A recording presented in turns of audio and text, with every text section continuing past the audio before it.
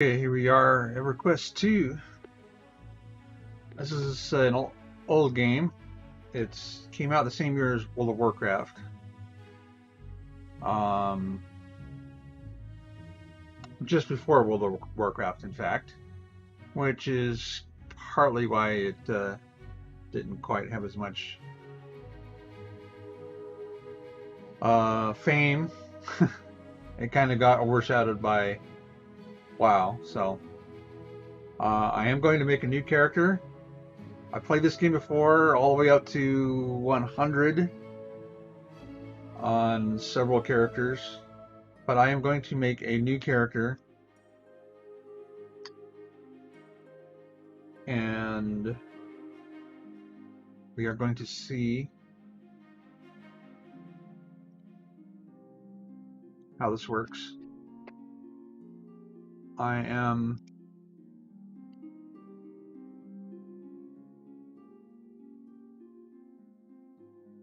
I'm playing in windowed at the moment because it's easier to move my mouse over to the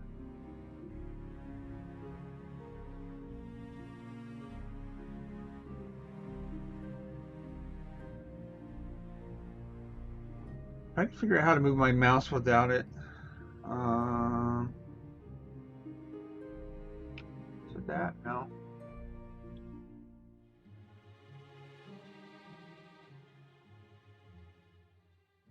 Hmm.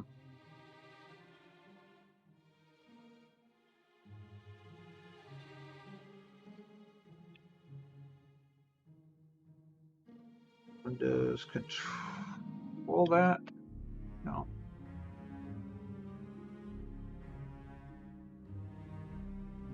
Alright, well, it could be that EQ2 is actually blocking the Windows key anyway. I'm not sure. I don't think it is, though. Alright, so I'm going on a traditional server, which is what you would play if you were on free to play. I'm not on a free to play account. I am on a subscription. Now, I don't treat this game as a free to play game, even though you can play it, quote unquote, free to play. It originally launched as a buy to play with subscription, like WoW is, because that's the way MMOs did things back then.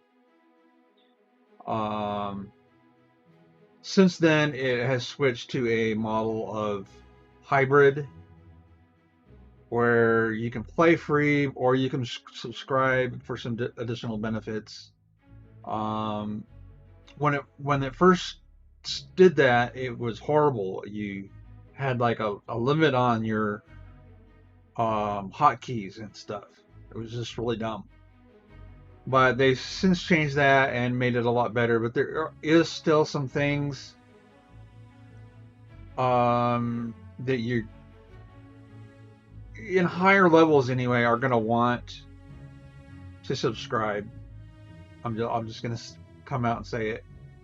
Don't look at this as a free to play game. Look at it as a subscription game with a free trial.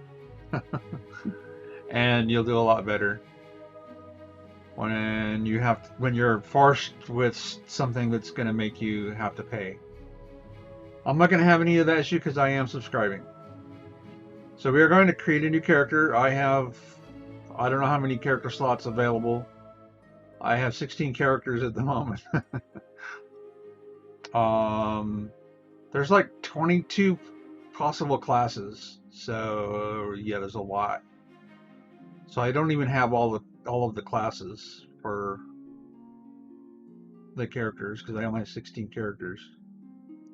So we're going to create a character. So you have fighter, priest, mage, and scout are your basic archetypes. When the game first released, you pick one and then you were just a fighter. And then later on, like level 10, you chose, of the fighters, you chose which subclass you wanted. Now you start right off with that subclass.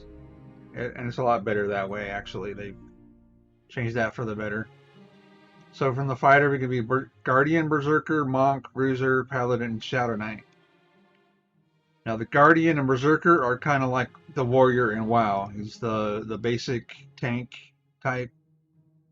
Berserker's a little bit more offensive.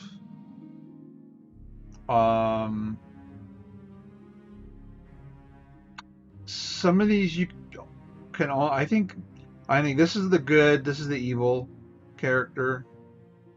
Because you can be evil in this game. You can play as an evil race. Races are evil, and certain classes like Shadow Knight, you have to be evil to be a Shadow Knight.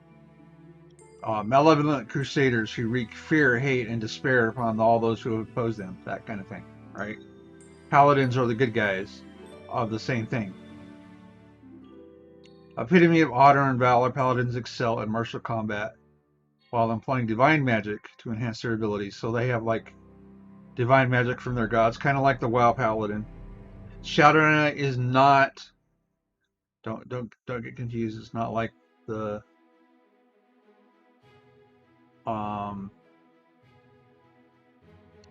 what does WoW call their Death Knight? It's not like a Death Knight.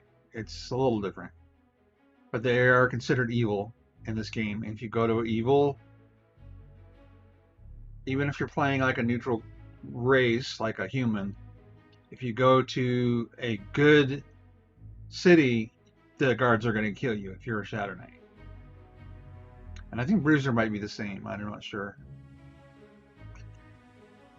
So you got Fighter, Priest. Priest has your Templar, which is like a cleric. In other games. Warden, Channel, and Fury are the Druids in other games.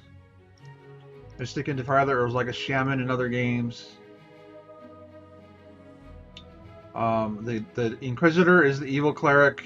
Defiler is the evil shaman. And I don't think any of the druids are evil. You can go either way.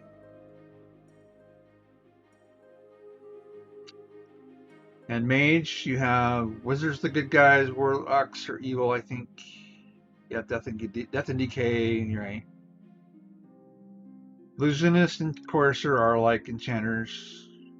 Conjurer. I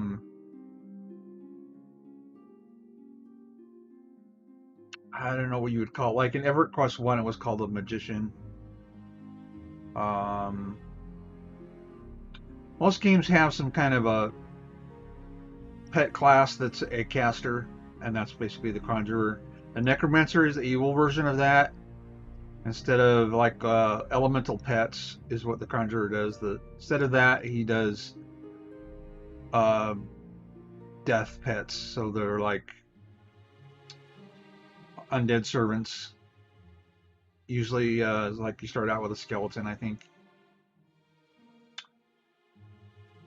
And then scout, you have the swashbuckler, and the brigand is like I don't know, they're kind of unique. Swashbuckler and brigand, troubadour, beastlord, or troubadour and dirge are your bards.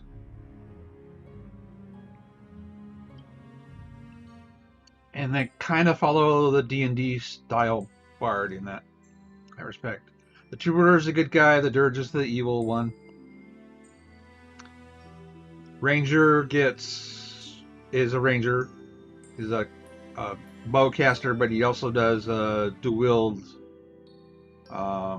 weapons. An assassin is the evil version. Kind of. He's not ranged focused, but he basically does the dual wielding the same as. And they both have like stealth ability. So that's our choices. Oh yeah, Beast Lord is a kind of a new class. You can be either evil or good, either side of the fence, so to speak.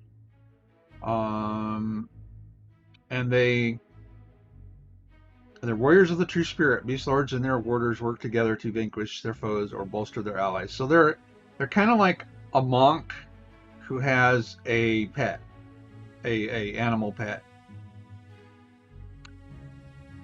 Martial style, that's where this comes in, the martial style of combat. Beast lords use their natural instincts to take control of combat. Their animal companions help them by opening weakness in their opponents.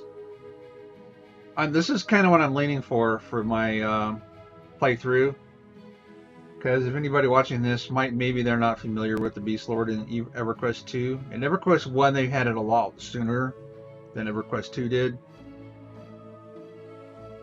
and it plays quite a bit different.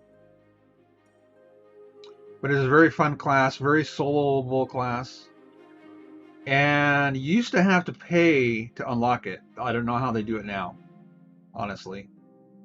So even as a subscriber, you had to pay to unlock it. Let's actually look at the shop. So this is the only stuff I have that I can use because I'm a subscriber and I've bought all of the stuff already, like expansions and whatnot. So if we turn this off, it's going to unlock everything that we can do. Select features, Beast Lord class. That's like $25, I think.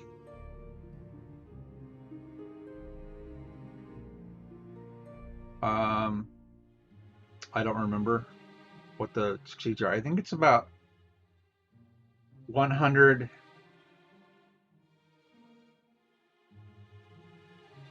DB coins, whatever the Daybreak coins. It's 100 Daybreak coins per dollar, basically, if you click the add funds.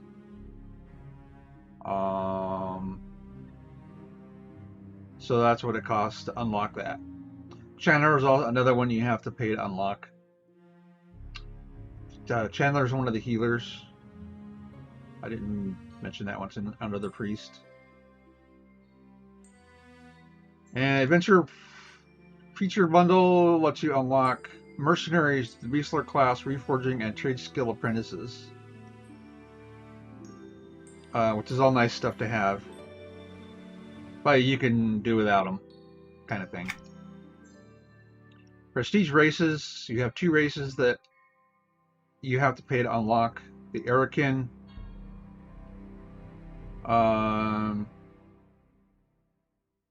it's like $20 for an Erican, $42 for a Noble Erican.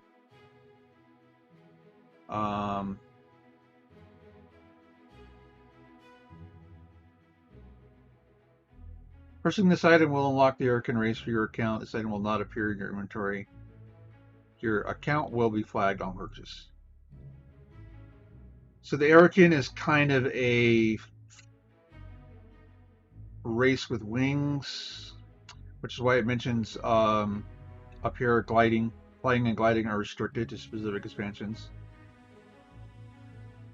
So you get wings. So at first you get gliding. At higher levels you get oh yeah, see here, it's mount wings. So most classes can get flying as a mount. Alright, so we get ground speed wing mount so they can go faster at level 1. Level 30 leaping wings so they can jump and then jump higher, I guess. So it's kind of like they're flying up, but they don't get to stay up. Gliding at level 60 and flying wings at level 85. It's kind of a cool race, but it's kind of pricey. The Erican, the Noble Erican, I think gets oh yeah, wing attack animations, wheel wheeling weapons, basically, and gives the mount wings. What that does is lets you look like you're wearing wings when you have as a mount. Basically. So I would get that, not this one. Just saying. But it's like 42 bucks, so it's not a cheap add-on to have. Free Blood is kind of like a vampire.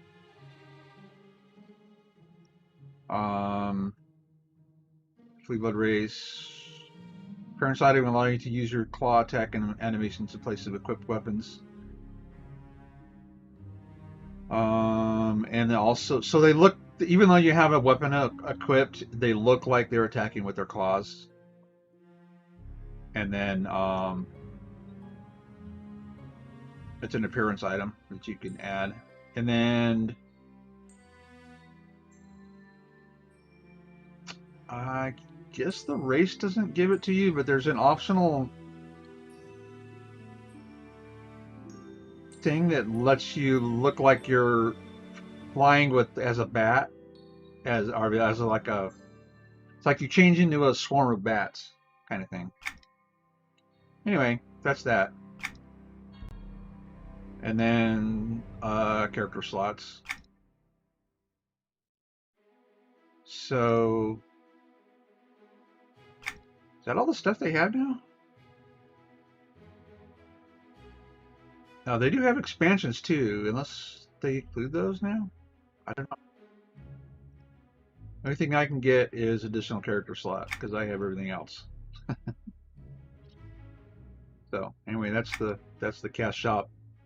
Before you go into a character, you go into a character, you get, there's other stuff that you can get. And I think I'm going to go with a Beast Lord. Sounds like fun, actually. So now we got our races. So as a Beast Lord, we can go good or evil. Neutral races are here. So they say neutral races, but they're actually not neutral because you have to pick a side after you make your race choice here. So we're going to go with a male, I think. And this is the Beast Lord is an agility based. I'm going to turn, hold on. Let's go back. Just cancel that. I'm going to turn down the volume for the music. It seems kind of loud to me. I'm trying to talk. I don't want to turn it off though. All right, create a level 1 character on there. Create character, Beast Lord, and we're going to go male. So what do they got? Oh yeah, so that's the Aerokin that you can buy to unlock that race.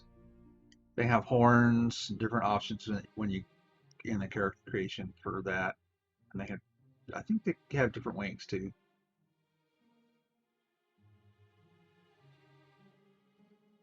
So EverQuest to any class, any race can be any class. Although you do have bonuses for different stats and stuff that make you better at certain things. Like this one here, it actually says, no, it doesn't say. So like a Rotanga, it says, make excellent scouts and mages. In other words, they have a little above normal intelligence and above normal agility. And Beast Lord is a scout, so we kind of want to look for that. Hurricane, it doesn't say. Maybe they're just well-rounded. They can be anything decently. But that only really affects the lower levels anyway. With gear and stuff, you get so much better in your stats that the racial things don't matter. But you do have racial things like the Hurricane can fly later levels. Free Blood, I don't even remember what they do. I don't remember most of the racial bonuses they have. Gnomes have high intelligence.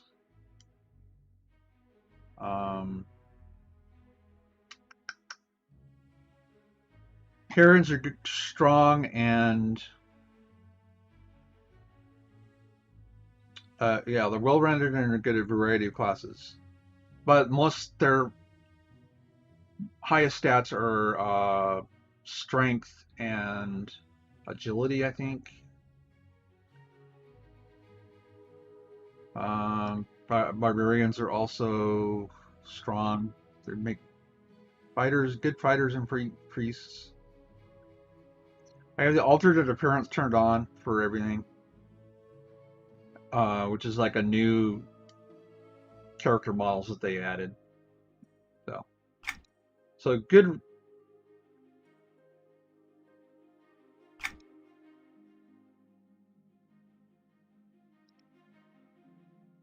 Oh, so Vashir is not the same as a Karen apparently.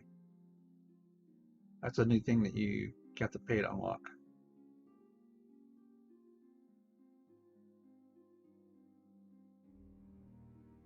Vashir race is only available as part of the Reign of Shadows expansion. Oh, so this is a new thing since I played last. Basically, it's the same as a Karen, but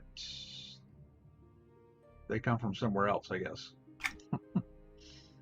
So your evil races are the Ixar, lizard guys, ogres. Sarnax are kind of bird related, except they don't have feathers. They're kind of lizardy birds. Trolls,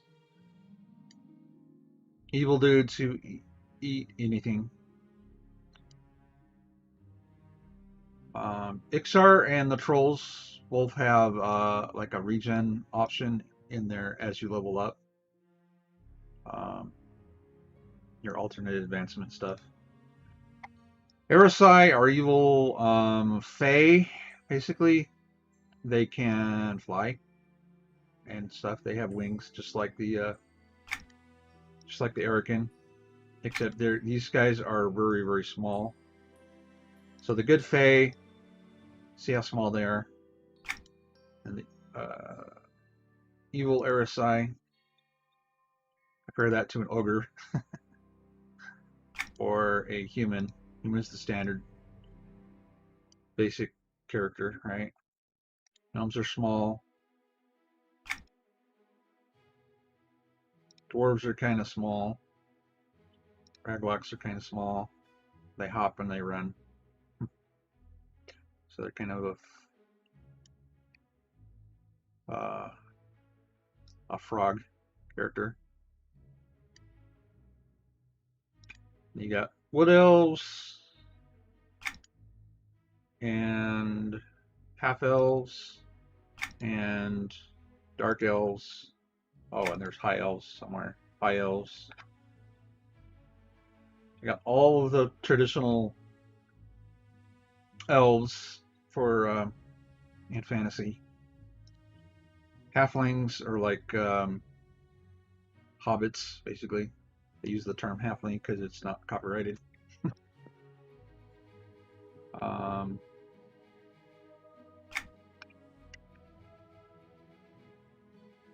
Tongas are rat dudes.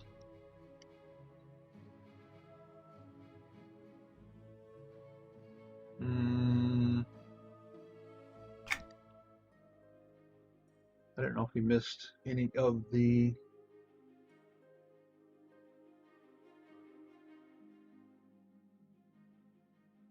races. That's about everybody.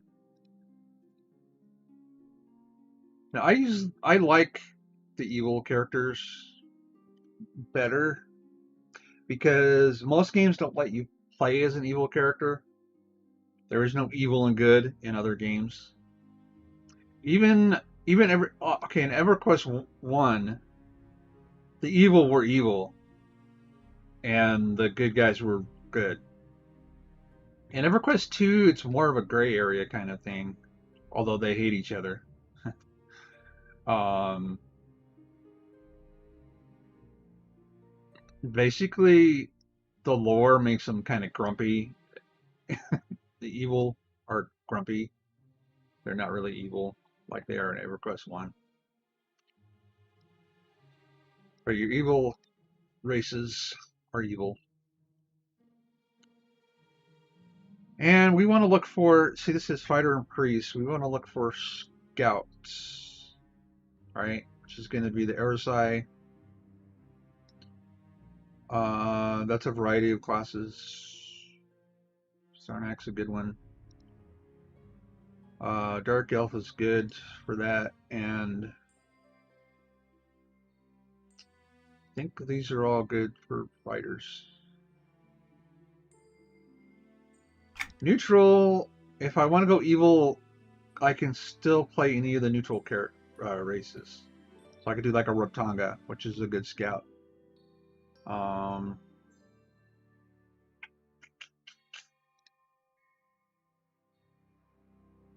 Barbarian. Mages and priests, scouts and mages.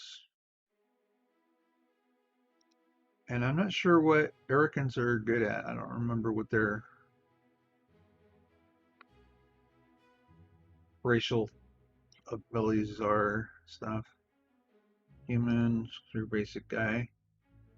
Variety of classes, so I could be a Karen. Catman. His face is weird.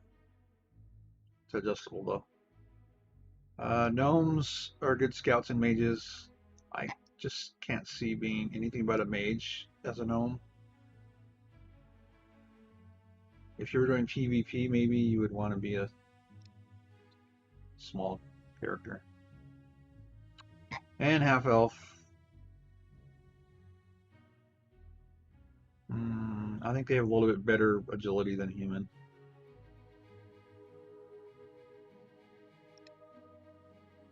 Erican, I don't know. I'll tell you what, the wings are very nice to have. You have like a safe fall when you have wings.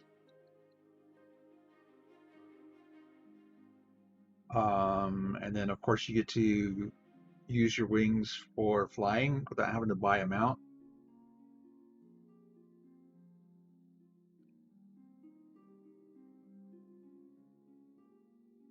So I'm kind of leaning for Aerosai or Erican.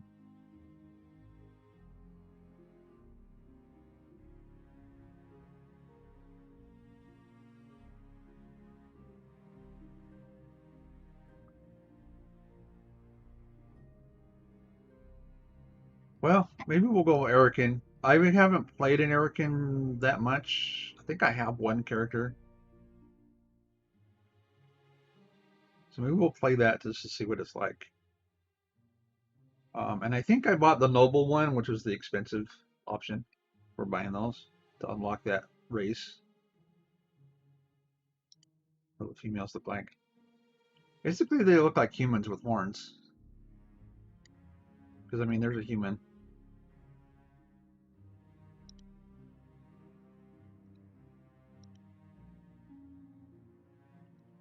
I think I'll go male. All right. So here we got our appearance options. Eyes, eyebrows, and skin color. So the eyes, let's zoom in a little bit. This is supposed to be zoomed in, but this is what my guy looks like to start with. So eyes, I can tilt. It doesn't really change a whole lot, but you can see his eye shape change a little bit. They don't want you doing like really freaky looking stuff, so they have it toned down. The sliders. Eyebrows go, oh yeah, or okay, we're evil, so we're gonna go and go down and go up. That actually looks better, I think. Like color, we can go any color with these guys. Look at that. Green, yellow, orange, white eyes. Like an albino of some sort. Well, albinos have like pink eyes though, right?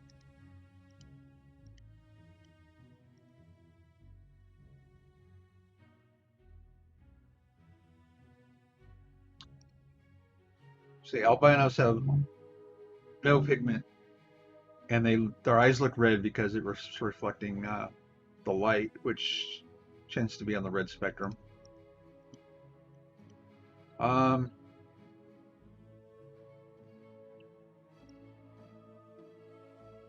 or evil, so maybe red eyes,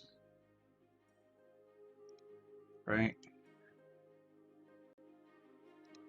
Okay, head. Ears, large and small.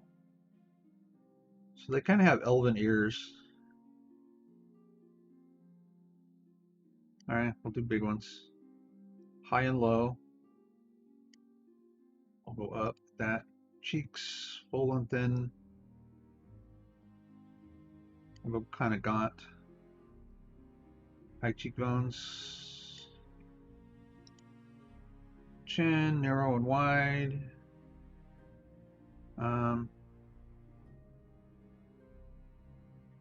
I don't know, kind of halfway. Make it standard, basic stuff. Short and long. Is that the jet out? Yeah, okay, so we want to go there. That looks the most normal. Thick and thin. Oh.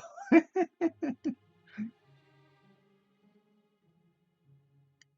it looks dorky. Let's go a little bit though. Okay.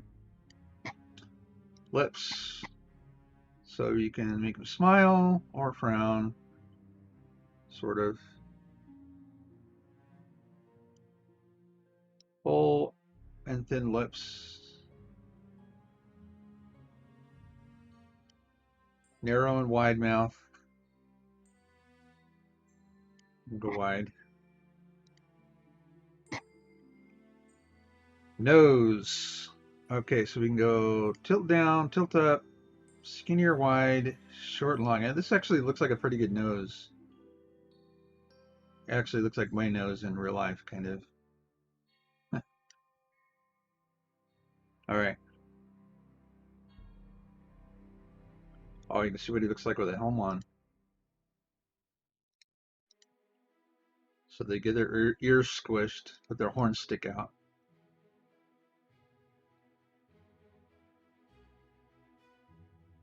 All right, so horns. Speaking of horns, so we kind of have double horns at the moment. These are our options. Trachanon spine. Trachanon is a dragon, I do believe. And so they call that the Trachanon spine because the dragon's spine has horns on it. Wansu's crest, I don't know who Wansu is, but whatever. Volume's aggression, kind of like a devil horns, goat horns, whatever. Darathar's lattice, and Yellownack's grace.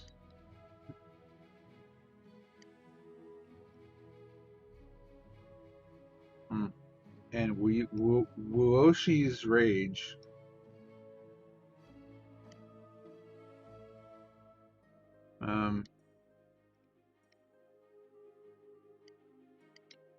So basically you have the... Oh, that changes your face too. I didn't realize. Yeah, face horns.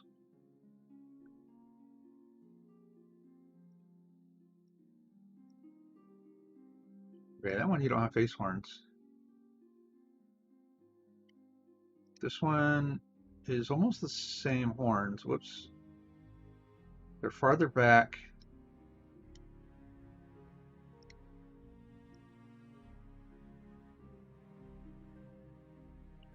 So that's more like a goat, I think.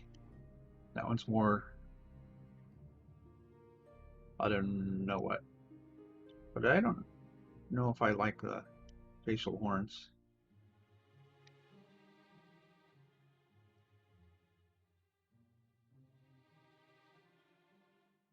So maybe we'll go with that one. All right, and then here, there's not a lot of choices here. We can change the color, by the way, I think. Um, yeah, base color and highlight color. So the base color, gray. I'm an old guy, so we'll go gray.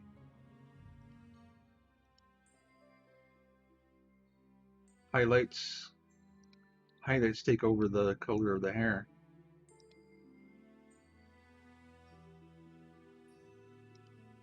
All right, hairstyle, we got that one, that one.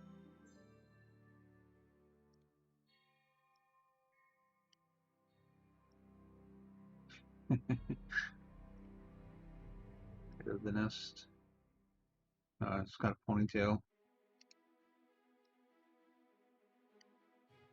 And bald. See, all you have is just your horns, scaly head. Do not like that. Not at all.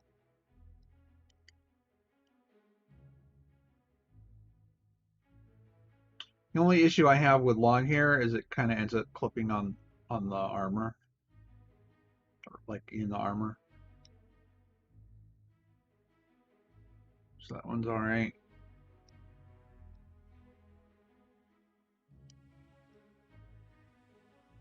The, the scales of his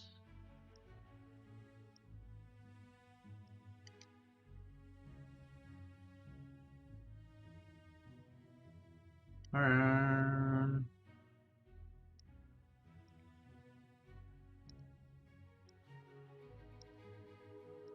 I guess I think I like that one the best. Basic hair and then body. Skin color, oh boy, you can go all the way from like a blue to green to like a red.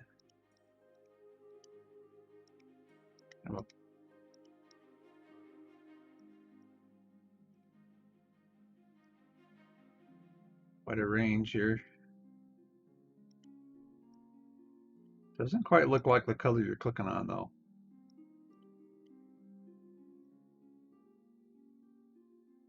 Hmm?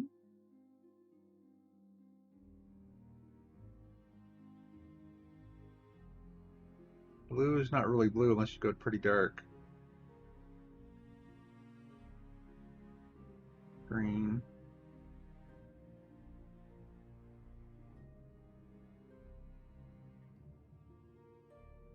Huh.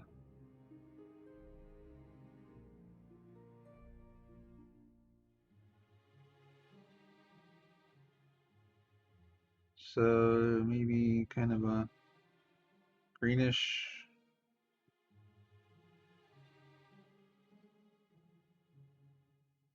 tinge. Kind of.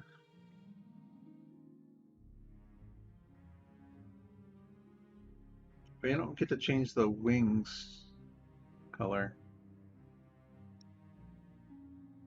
Oh, it kind of changes the wings though. A little bit. Huh. Basically, you can make them dark or light.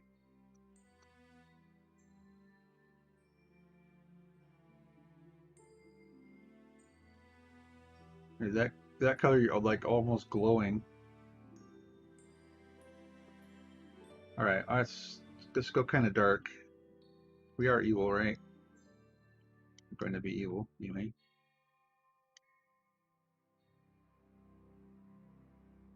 That's it. Eyes, head, horns, hair, and body. Oh yes, size. So you can make him bigger,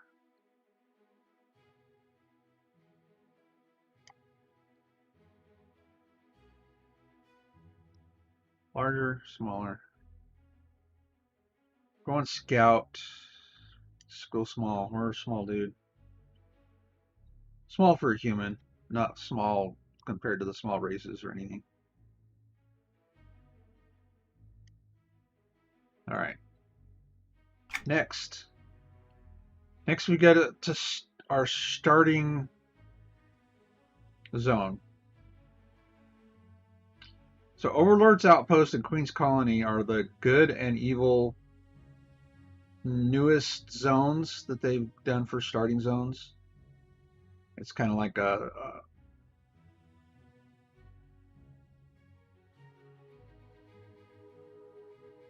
anyway, it's good. New Hallis is fairly new, not as new.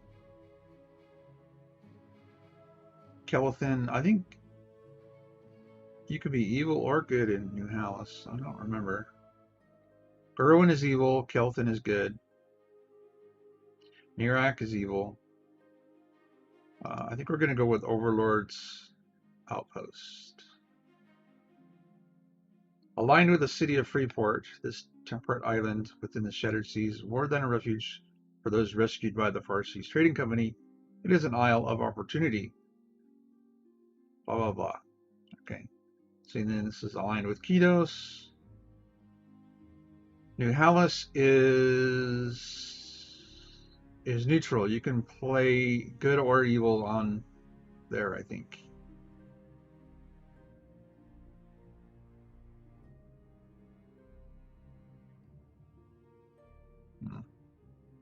Same with Kelethin, even though it's a good.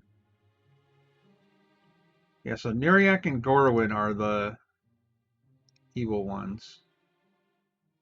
Kelethin and the New Hallis, I guess, are the good ones. I don't remember. I know Neriak is evil. I know Gorwin is evil.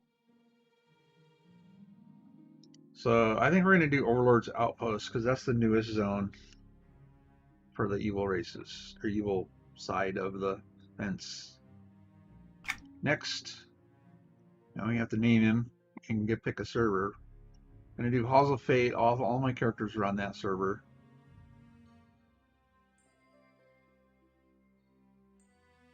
They're all recommended for new characters because, yeah.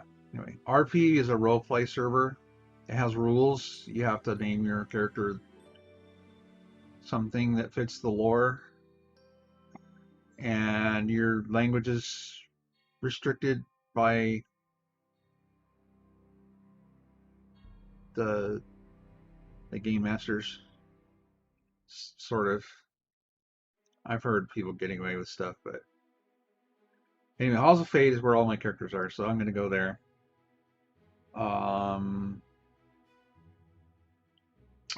So we got Erican Male, Outpost of the Overlord, Beast Lord. Name you can randomize.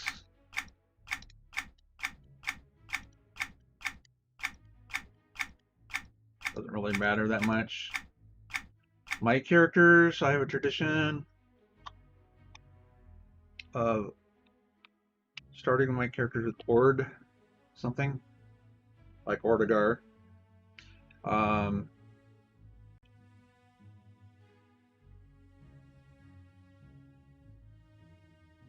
So let's see.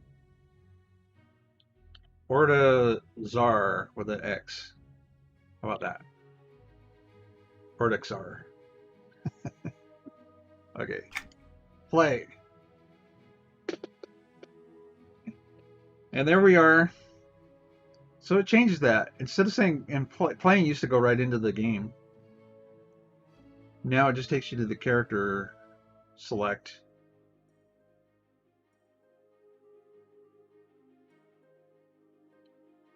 Change accounts. All right, so play. Here we go.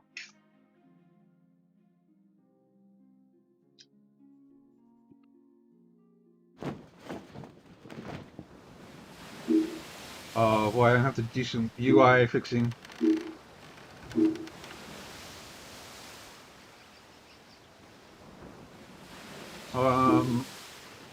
I can import user interface settings from another character, which I will do, and that will move things around. somewhat for what I have picked.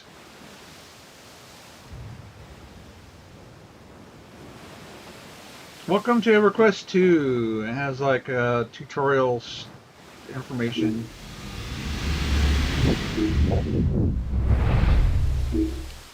Eric features unlocked. New wing customizations unlocked. Appearance weapon unlocked. Mount unlocked.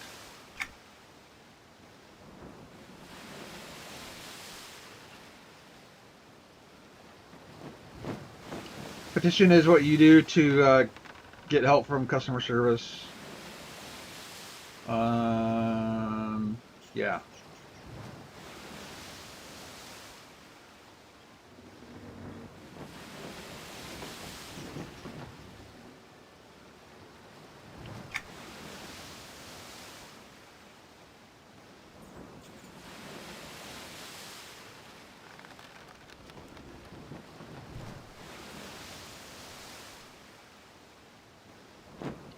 Player guide stuff tells about a bunch of things. Experience and leveling up, improving your skills,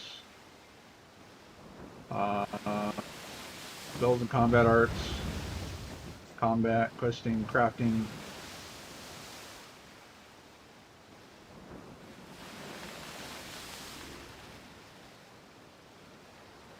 So you got craftsmen, outfitters, scholars, craftsmen. I think I said craftsman already.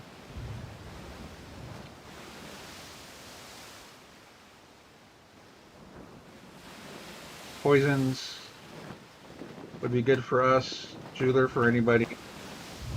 Sage is a caster stuff. They can spell. Weapon would be good for us.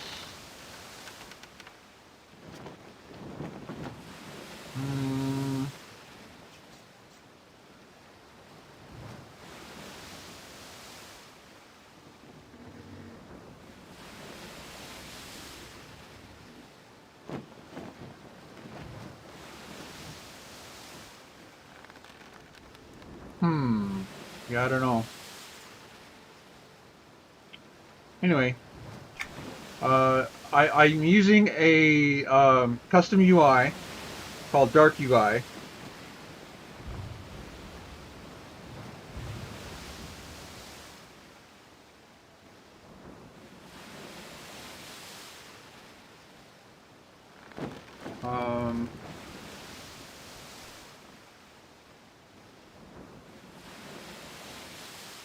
Oh, okay.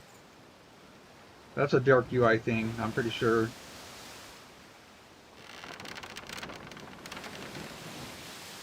Alright, let's lock the window. Edit mode.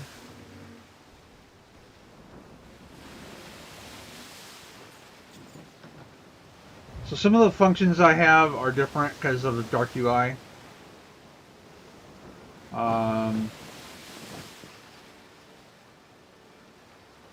EQ2 interface.com is where you go to get that. I might add it to the description after the stream. So if you go back to that, to the video of this stream, then you'll see the link for this interface that I'm using. Bags and boxes. Apparently they have a thing where you use a Patreon to donate to them, and then or tip them, whatever you want to call it.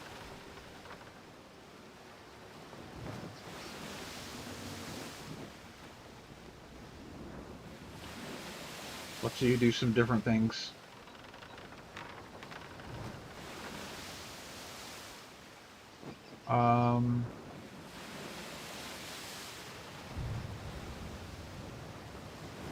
You can view and make changes to the layout of your bag containers on this page. Profile editor. I think that's what this is.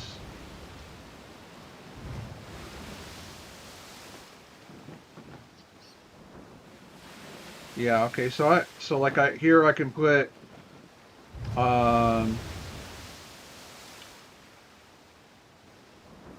don't know, like multi-attack and Let's do armor.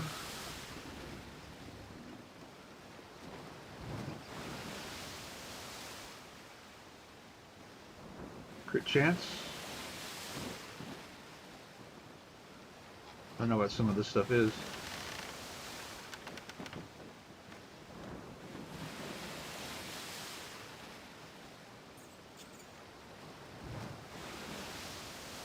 Crit chance, there we go.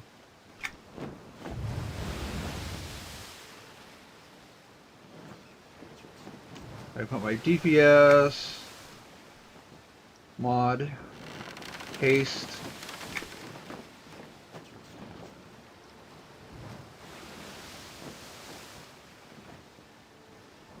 I could do some of my stats, like agility.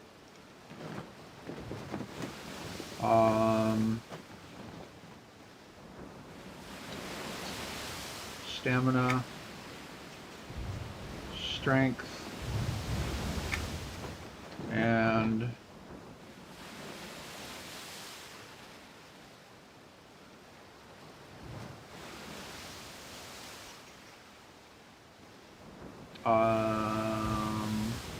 avoidance maybe.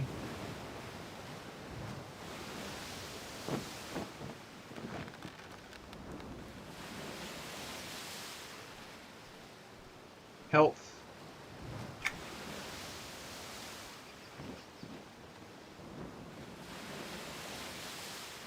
Anyway, you can go on, you can add a whole bunch of stuff. I'll do that later.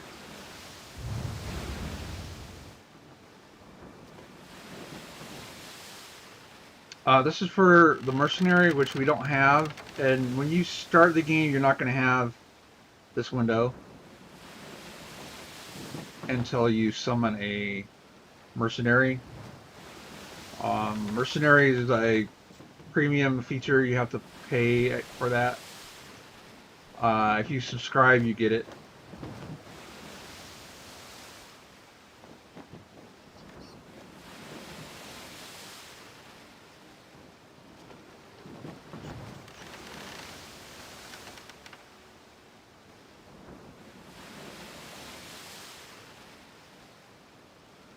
Okay.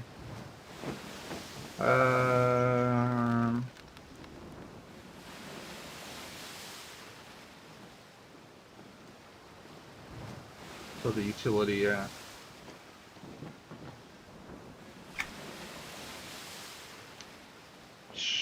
Maintain spells. I don't know what this one is. Doesn't tell us.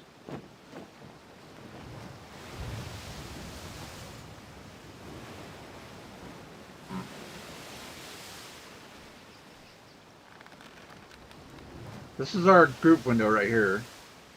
It goes down from here. I'm the only one in the group, so that's a player window with some buttons on it. Looking for work, anonymous, looking for group, and away from keyboard, and role playing. These are things that put on above your head that tells other players that you're looking for work, looking for group, or role playing, or AFK. Anonymous makes it so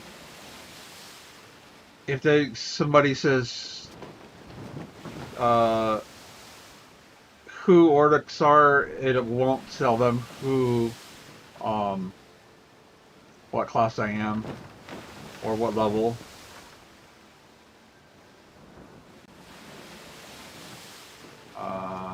RP also does that. It makes your name pink, so they know you're role playing. Anyway, I don't know what this window is. One of the things I want to have is a Beast Lord window. Toggle. There it is. It's not locked, so we can move it. Oh, maybe. Unlock window, okay. So I'm going to put that right here. This is for special stuff that Beast Lord gets. Most classes aren't going to have an extra hotkey window. What else we got here? We got mail. This is the benefits you get for subscribing. They call it a membership. So I get 10% faster mounts, 10% faster flying, 15% coin money when I loot enemies that I kill. You get double the alternate currency. I'm not sure exactly what that is, honestly.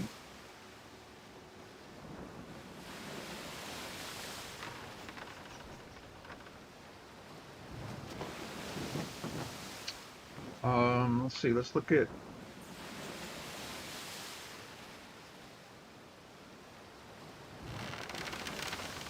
bags. So that's what we start with. Character. So the character window is different in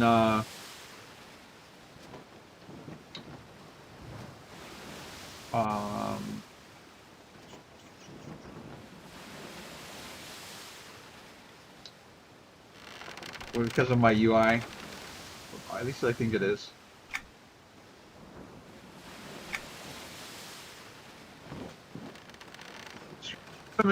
Your actual equipment, you have appearance, which you can put in any slot.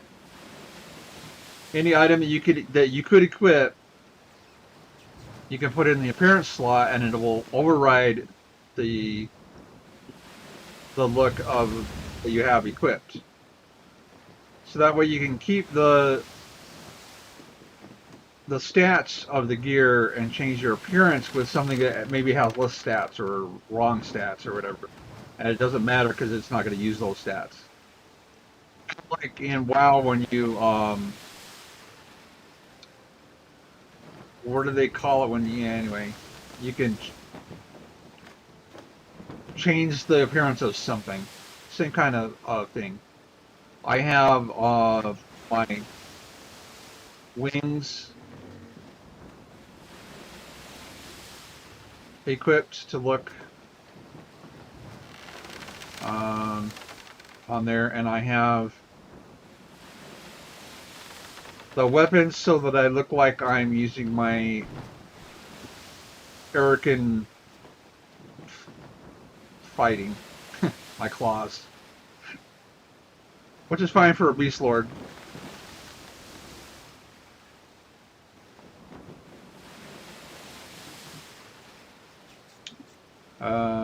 That's the skills. You used to have to level up your skills. You don't have to anymore.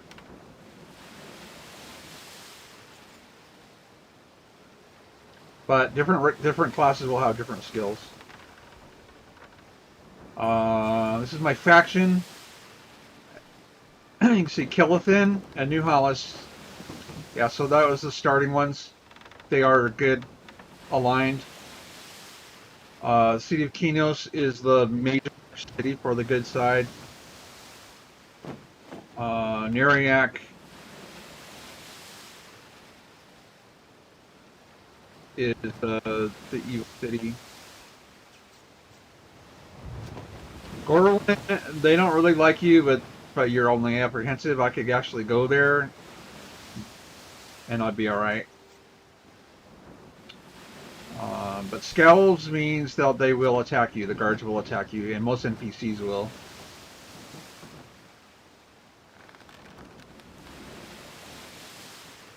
Mounts that I have for this character. I have the Light Breeze wings.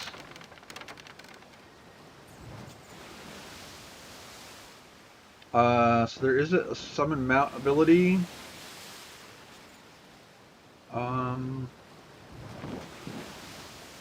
Let's put that over here.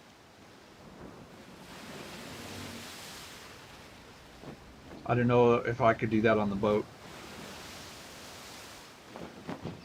I'm not sure what this is. Oh. I can do the mount. So it lets you do that. So you can have different presets for your mounts. So if I get a better mount, I can put that here and then put this on the appearance. So it still looks like I'm using the wings, but I'm using a different mount. Familiars are a new thing that they've added to the game.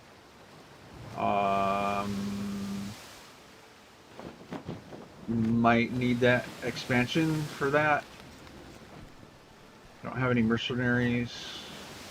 I have some loyalty points I can spend. Housing, I don't have any houses. Dungeons, I haven't made any dungeons. You can make your own dungeons in this game.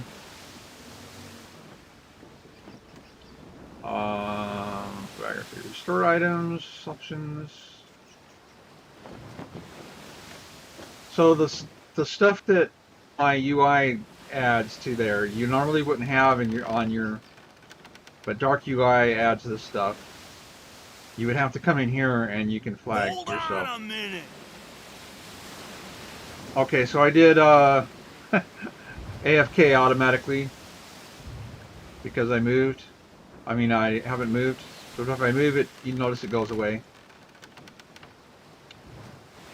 Prefix title, suffix title. I don't have any titles yet. I can show my hood or helm or not. Let's do...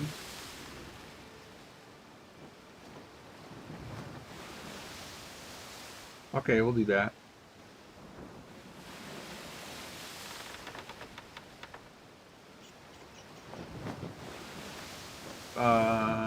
Okay, so the emote I got as brute. That's kind of dumb. Cheerful. Look what I can do. Oh, I need to sleep. Does anyone have anything to eat? I'm hungry. It hurts me. I've got this one. Alright, so let's go maybe Sly. Hello. Get up. We attack over here. I could use a good meal. Maybe not.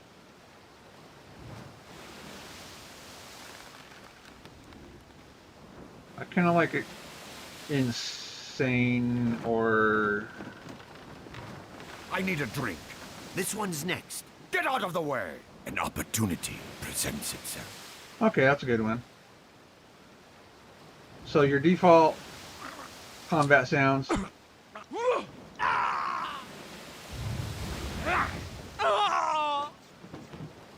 Or you can do alternate.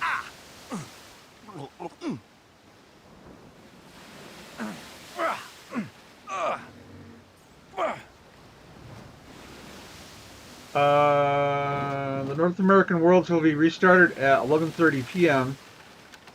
So that's tonight. Pacific Daylight Time. So my time is 12:30.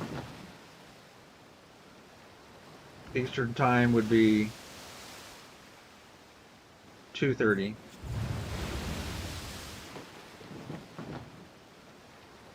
It's going to be down for 24 hours. Wow. All right, let's go here. We go.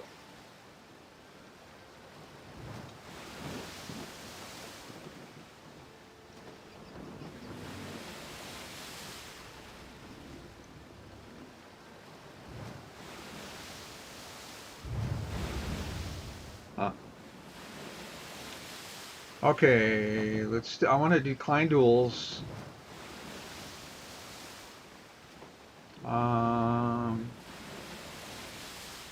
Just annoying having people okay,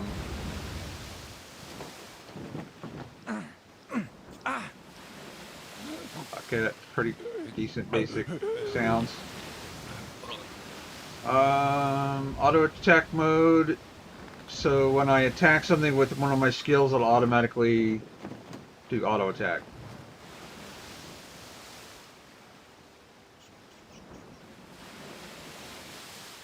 I'm not sure what this stuff does there.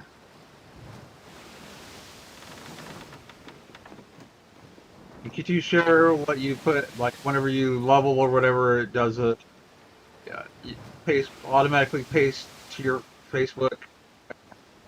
I'm not gonna do that. I might do Twitter. I don't know. And then that's all my stats.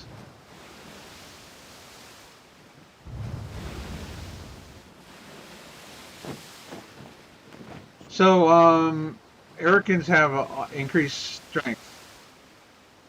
Does not provide a benefit for your class. I'm very much agility based.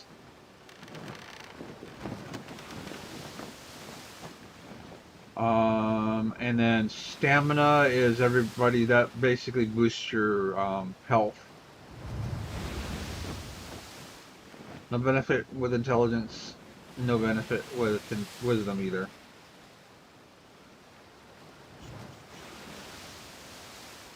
Mitigation is your armor class, basically. Avoidance is your dodging ability, automatic.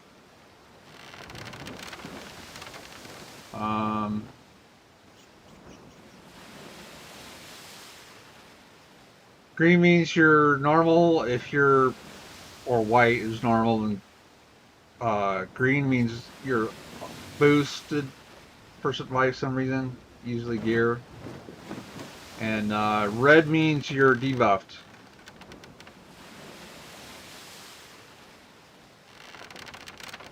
That probably has something to do with my stance.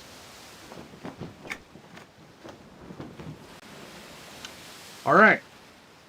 All that stuff. Taking forever to get going. Hey! Shoda, how's it going, man? I got nostalgic for EQ2, as you can see.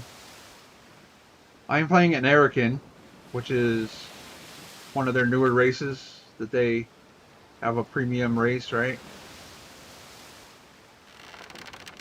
And I'm playing a Beast Lord. And I don't know what I'm supposed to do.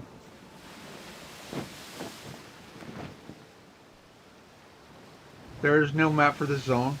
Okay. Supposed to talk to this guy, I think. Ahoy! 'Tis good to see you awake. You seem a little squiffy. At least you cheated death. Me apologies. I am Captain Drake Varlos, and this here fine ship is the Far Journey. How did I get Me here? hearties pulled you from the sea, you and those other bilge rats. Do you remember? Vaguely, where are we headed? We are heading to the island of refuge, and ah! Ingrid, quit carking at the shorty and fix that yardarm. You don't want the ship to come apart on these high winds, do you? Aye, aye, Captain. You'd think she'd never seen a gnome before. Gnome? There's no gnomes here. I'm not a gnome. Okay, so, task aboard the Far Journey. After recovering from being rescued from the seas, you find yourself aboard the Far Journey and have been given tasks to complete to return for your rescue. Whoa there, the seas are getting a bit angry. Go speak to me first mate, Wowland. He might have something for you to do. Alright. What? Oh, hey there. You startled me. Can't seem to find me hat. You need some help? Sure. Me needs you to go looky in them there boxes, and if you find it, let me know. Okay. Find the dude's hat in the boxes. Over here, I guess.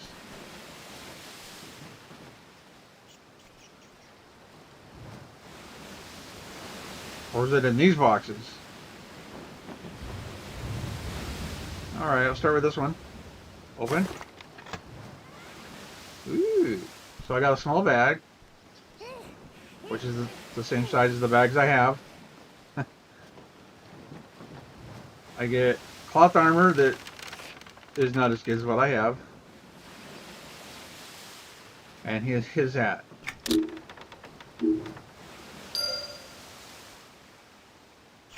Yep.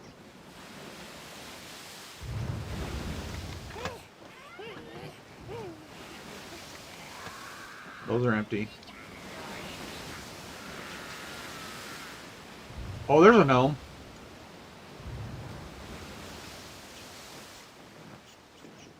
Okay.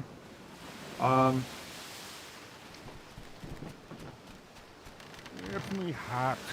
Needs me. Ah, me heart. Was worried. See, this heart gives me the luck. Glad to help. Now me is safe, thanks to ye. Here, take this charm. You may find a use for it. So he gave me a charm that doesn't do anything. It's just a quest item. Yay. Well now, Ingrid over there can show you the rest of the ship. May needs to plot the course to the Isles now. Okay. So, he's a dwarf. Stereotypical accent. Scottish accent. Hello. How are you? Good, thanks. How about you? I am fine. Just after the last pickup, I have been working extra hard since Vim said she would give me the piece of Luckland she found. Them? Yes, Vim, the merchant over there. She found a small piece of the moon and is having me work for it. Maybe you can go buy it from her for me. Sure, but I have no money. Maybe you have something she will buy. Why don't you go talk to her? Sure. So maybe that's what the, thing the other guy gave me is for. Alright. We're not gonna... If you click, it does the buy from merchant. Or we right-click, we can pick the hail. I love traveling the seas. Oh, did you need something? Oh, okay. So I could apparently have to just do that. So sell the Mariner's Charm. 42 copper. Yeah. And now we want to buy... find a way to buy the shard from Merchant Vim. So, Shard of Luckland. That's what the other girl wants. So we're going to buy that. And I have no money left. So, yeah. Turn to Ingrid. There you go, Ingrid. You got the shard! Great! Now I can stop doing this work and enjoy the rest of this trip. Here is some coin for your help. Okay. Thank you. So, she paid me something. Here? Yeah. I got a whole 16 copper. Woohoo!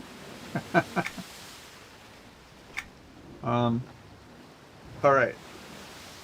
I should speak to Captain Varlos again.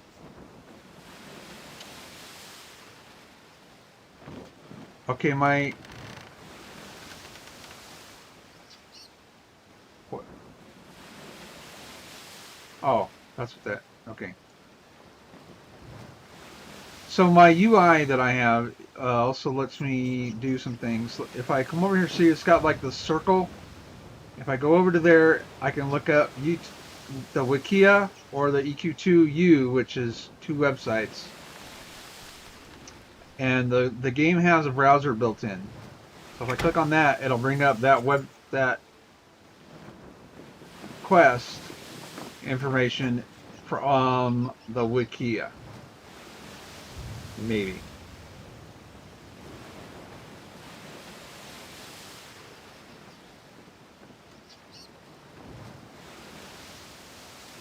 Okay, maybe not.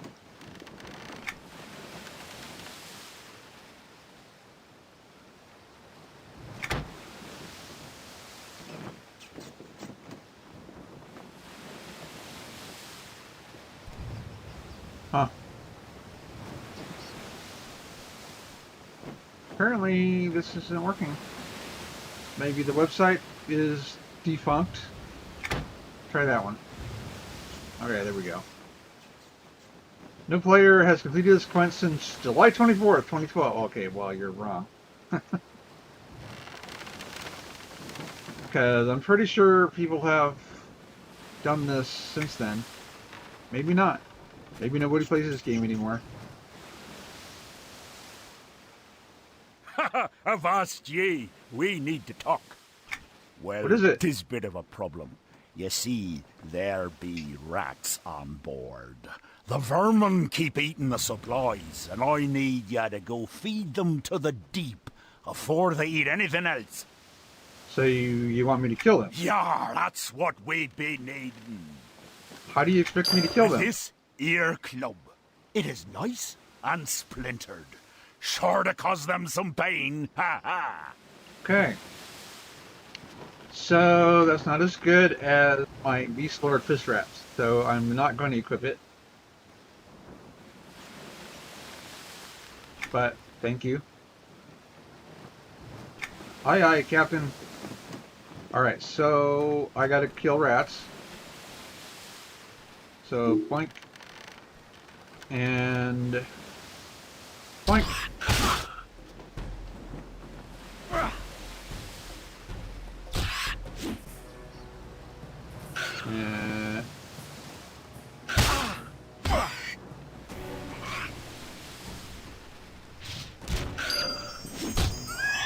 Yeah, weird animations. So that's my Belkin animations. And if I come in here, I can remove this, which is the appearance item for weapon. So if I do that, auto inventory, it'll put it in my bags automatically for me. And then now the next one I do is going to do the standard Beast Lord attack animations. So we're going to come over here, blank. Yeah, that's better.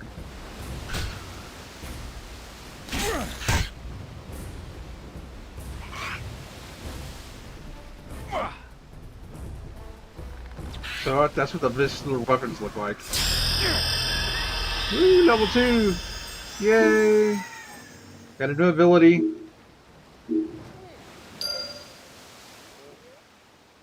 Alright, so that's ranged.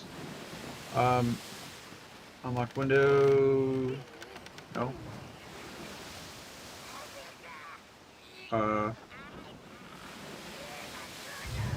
Window settings. How do I?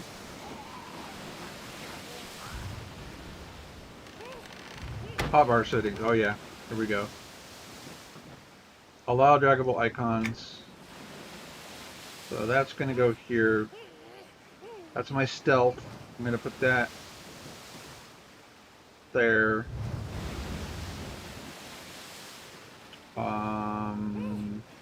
What is this? Oh, tracking, right. Tracking I'm going to put up here.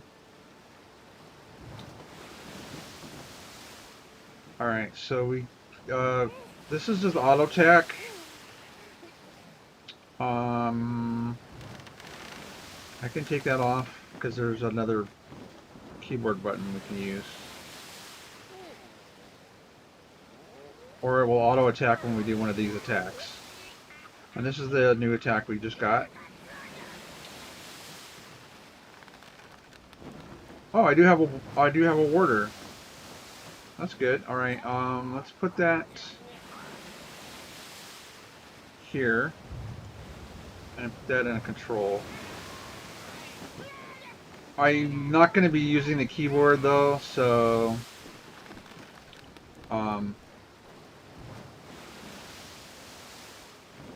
that takes you back to your recall point, which is going to be like on the ship. So set recall point. And that's my sprint.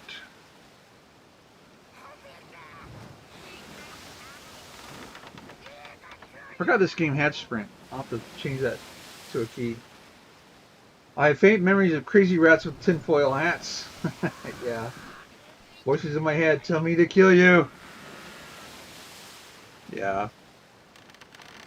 That was fun days.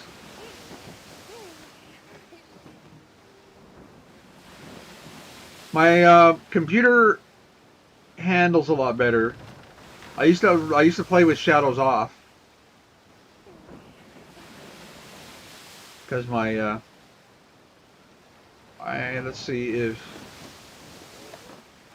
I don't know if you can see that or not. No.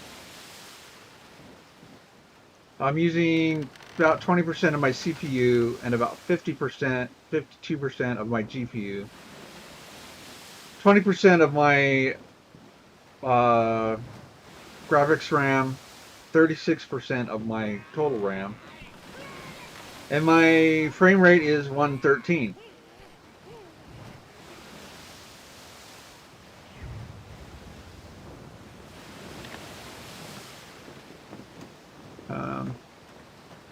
So that's pretty good. Of course, there's nothing to see right now, really, so that might change. This is a very CPU-based game. It used to be, anyway.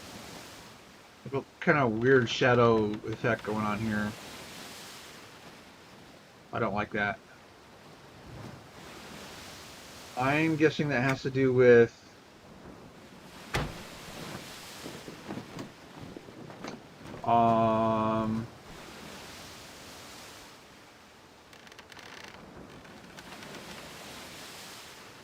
ambient occlusion. Turn that off. Nope, it's not that. Weird.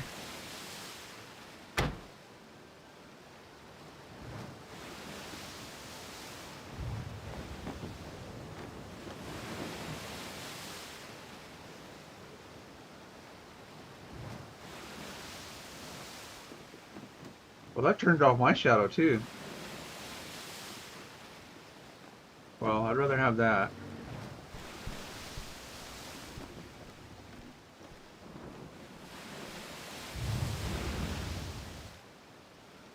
Lighting quality.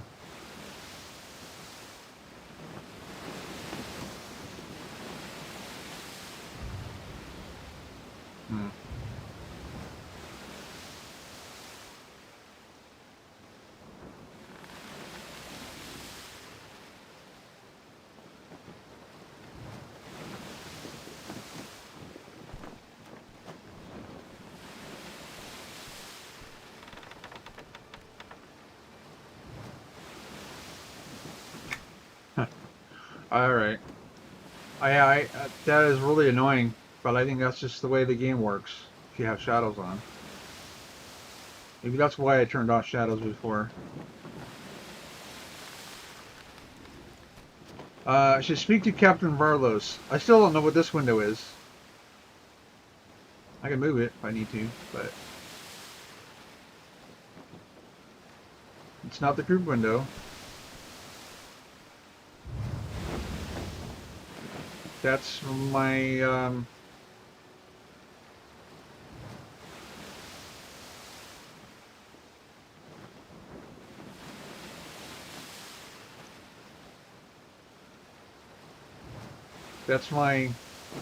active spell effects.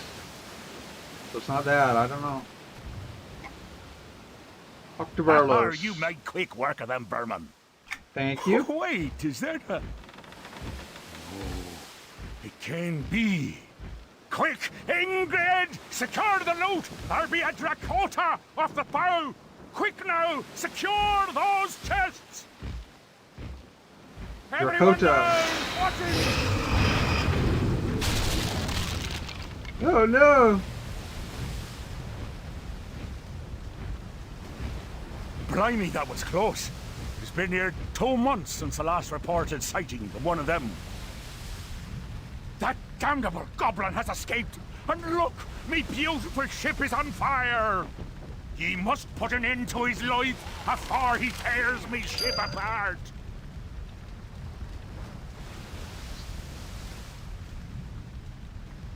So, hi guys, all the viewers. I got 5 viewers now. Pretty nice. If you wouldn't mind, if you're on YouTube, subscribe. if you're on Twitch, hit a follow. That'd be awesome. If you can do that. Hey, where are you going? Come here. You still need to kill that landlubber of a goblin. Get Okay. toward me.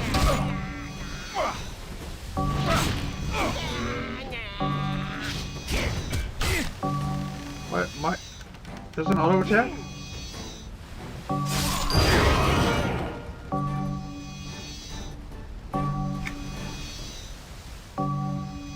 So my skills. Oh, you do have. 'Cause I'm level 2 now, right? So my skills are going up. Yeah, I might turn that off.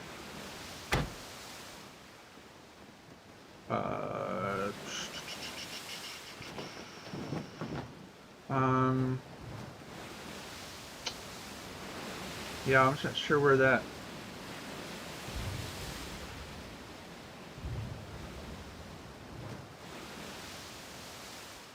I'm not sure where. What's that?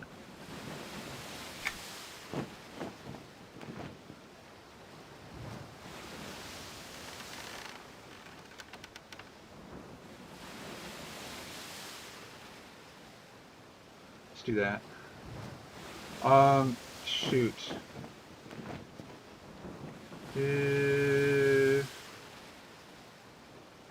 It's not a tooltip. Pop-up messages. Oh yeah, level up messages, skill gains, skill ups. Okay, let's turn that off. It won't tell us about our skill ups now. So here, so the cap is 10 at level 2. Give you an idea what that's doing. Alright, so did I not?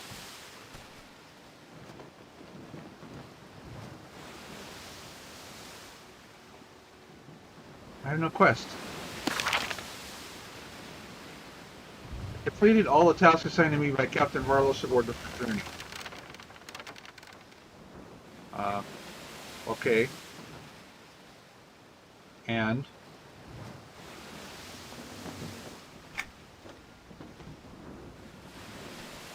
I guess we'll talk to him. Ah, you saved the far journey and me crew. It seems you proved to be quite a hero. Well, with the help of that young lass there, you do. So I recall actually fighting the Drake before. There be the island of refuge. Get ready to drop anchor. Just let me know when you want to go ashore. Ingrid, swing the lead and prepare to drop anchor. So, you ready to go ashore, matey? No, hold on. So there's a vendor here.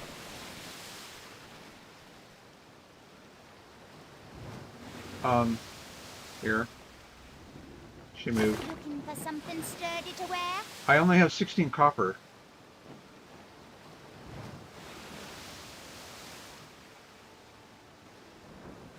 And it's all crappy armor anyway. Cloth armor.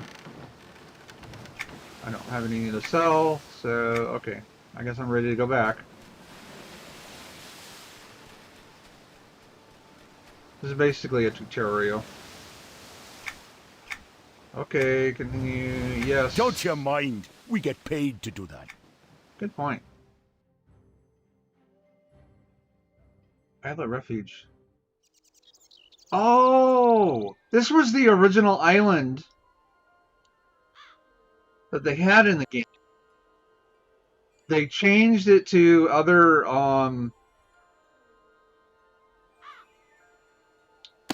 will it show me?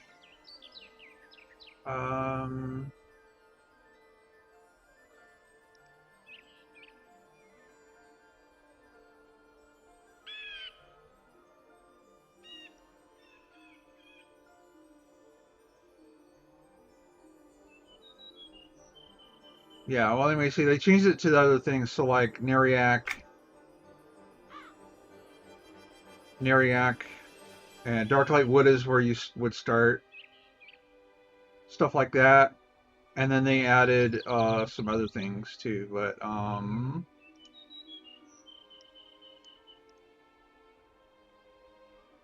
they re-added this, I do believe.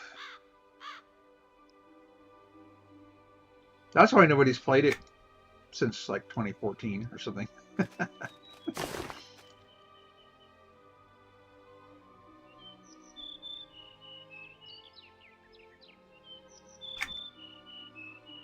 Speak to Tail Novelix. So there's the guards. And they're red because of their level. Not because they hate me. Ah, there you are. I have been expecting you. There is much work ahead of us in establishing Freeport's dominance over this island. The Overlord's troops have secured the outpost, but there is a growing nuisance on the other side of the island that must be addressed. That is where you come in.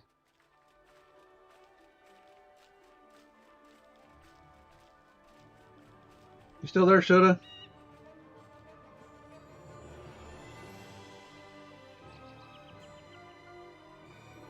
I am Teil Envelix, attendant and confidant of the Overlord.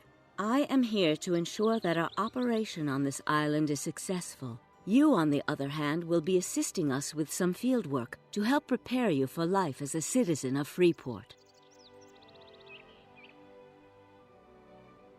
Who is the The Overlord? Overlord is the fiercely courageous ruler of Freeport. A statue of his glorious visage graces the pond in the center of the outpost. Though he is merciless to his enemies, he is generous to those who serve him. Pray you never do anything to fall from his grace. Okay. I'll remember that. What can you tell me of Freeport? Freeport is the center of power and commerce on Norath. The city sits on the eastern edge of the continent of Delaire. This grand city shall be your home here on Norath, should you prove yourself worthy. If not, you can cower and beg for shelter at the gates of Kinos.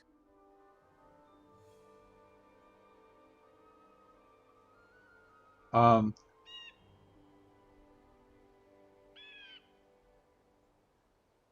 in other words, she's evil. So she's telling you Freeport is the center of power and commerce on Norath. Norath is the world. So she's kind of lying to us. Kinos is also, but Kinos is the good guys. So it used to be that you didn't pick an alignment until you left the island. You used to pick either Freeport or Kinos when you left. The city of Kinos? Kinos is the enemy of Freeport. It is a weak land ruled by an incompetent queen, Antonia Bale. I've had my share of battles with her and her pet Kara, I assure you. Kinosians try to spread lies about the Overlord and portray him as some kind of power-mad tyrant. Don't believe their propaganda.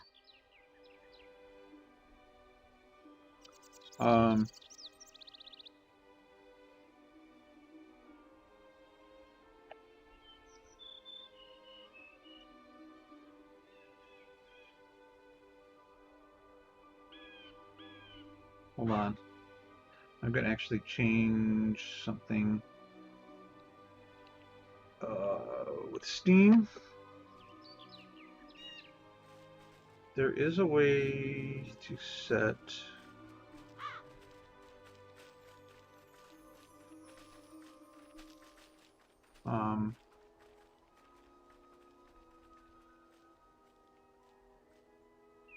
settings in game.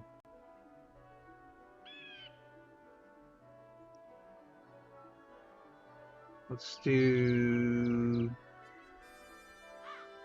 top left. Icon toss color. Okay. There. Okay. So I get Steam to show me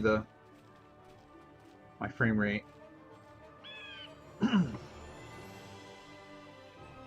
Oh, except it's a Steam thing and you guys can see it. I think if I change it, it's going to stop the stream. Or I have to stop the stream to change it. So, never mind. The city... don't believe their propaganda. Okay, thank you for the advice. Remember to always keep the will of the Overlord foremost in your thoughts, and you will go far. The city of Freeport is a power unrivaled on Norath, no matter what you might hear from Kinosian riffraff. You must pledge yourself to this power and become part of it. Do this, and I will reward you handsomely. Okay. Excellent. There is indeed much potential in you. I think it is time to begin your training. All You right. must be strong if you wish to serve properly. Northwest of here you can find Trainer Darg Frostwind. Speak with him about combat training, and do as he tells you. Alright, I'll speak with him. We're getting a new quest. In case you forget, I've written down his name and location in your quest journal. Yeah, thank you. So, bags. We got some stuff here. Equip that. It's a 4-slot bag, which is what we have. Bag, because we have shurikens we can throw, which is what this is for.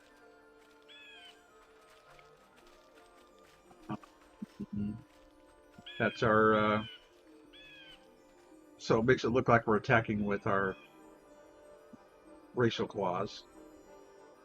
That's the crappy weapon that we got in the tutorial and crappy thing that we got in the tutorial. Okay.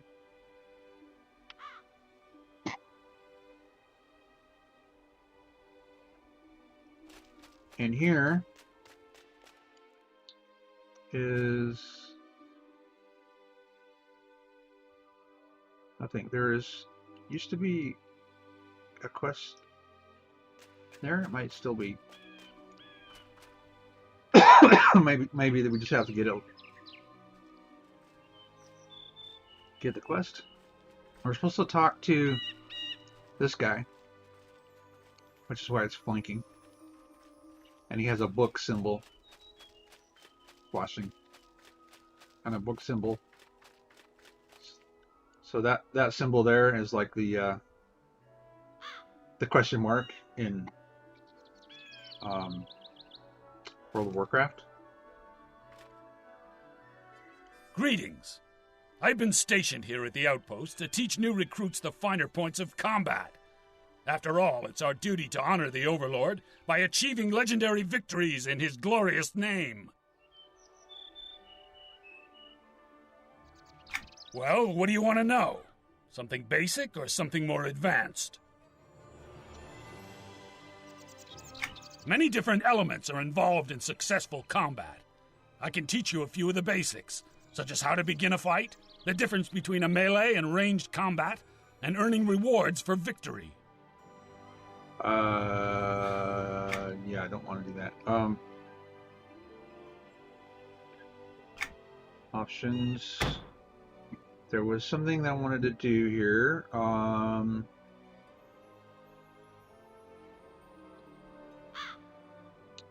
There is an option for, it's in here.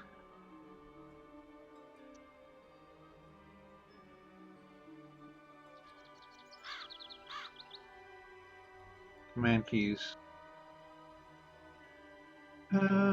So starting combat. Oh no, it's not the keys. Oh, it's Q. What?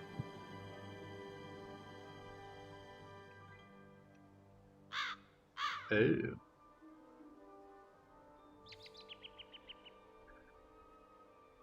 Crap.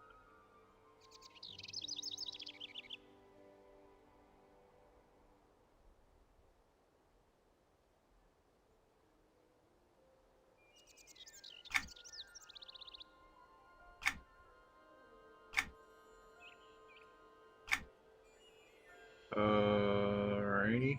I just changed my keys to EverQuest defaults instead of EverQuest 2 defaults. See how this changes.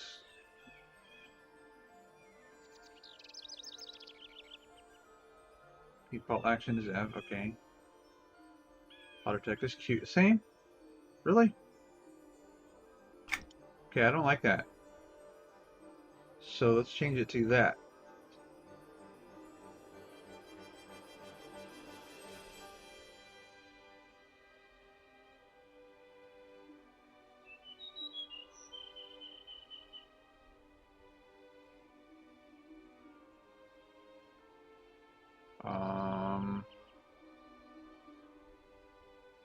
Okay, so the keys is not what I want to change. I want to change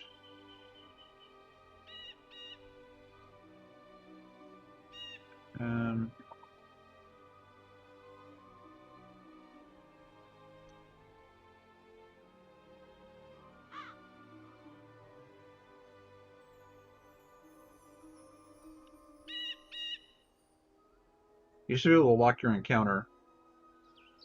Or you still can if you choose it. So lock your encounter so nobody else can steal your kill. Default auto loot mode. I want to automatically do that.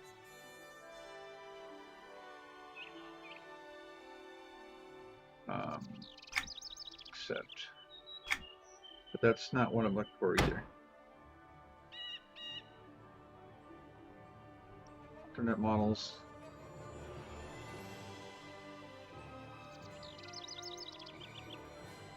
Alarms. User interface.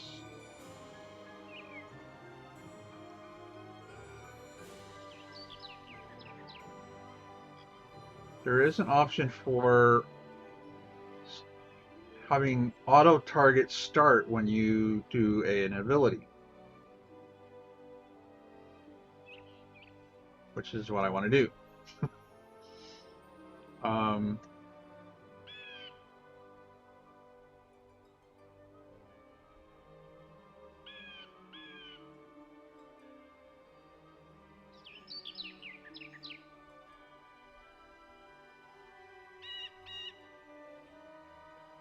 Dang it.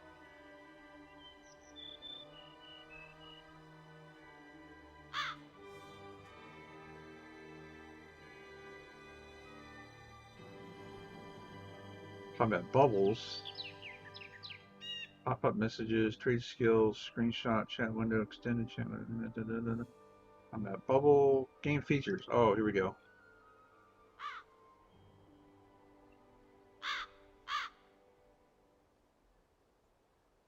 No.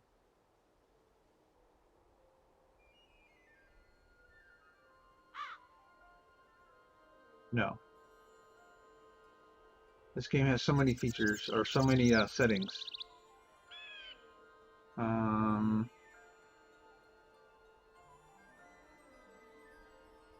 So you would think it would be under control. That's not one of the keys ones. Keyboard settings.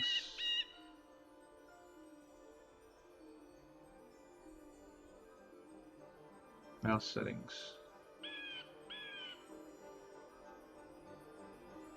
Single click accept attack. Enable attack as default action.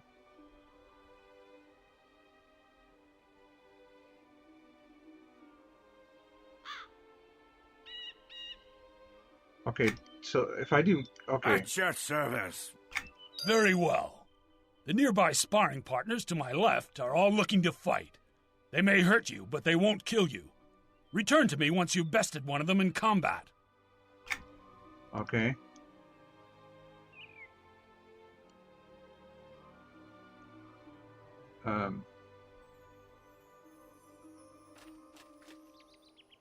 Oh, I see. So we got a weak, an average, and a formidable one. Let's try a formidable one. So I have it set to that key. There we go. All right.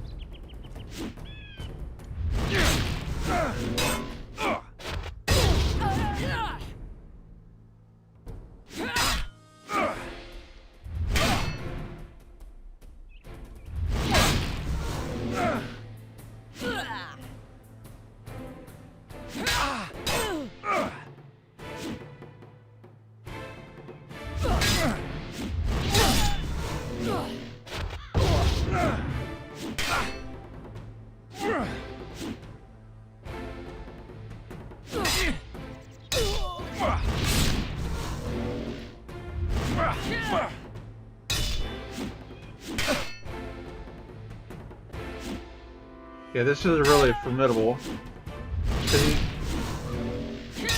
Because she's got so much hit points and armor.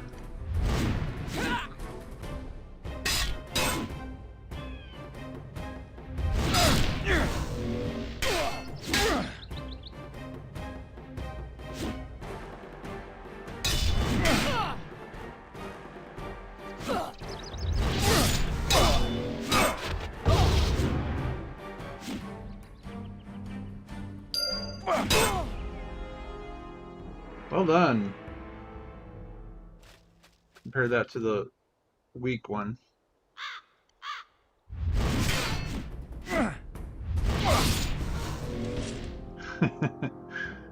Yeah.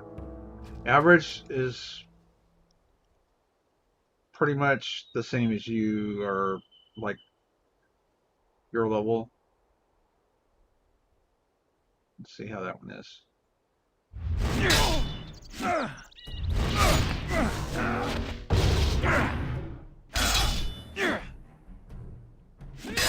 Okay, I'll just make sure my keys are doing the right thing.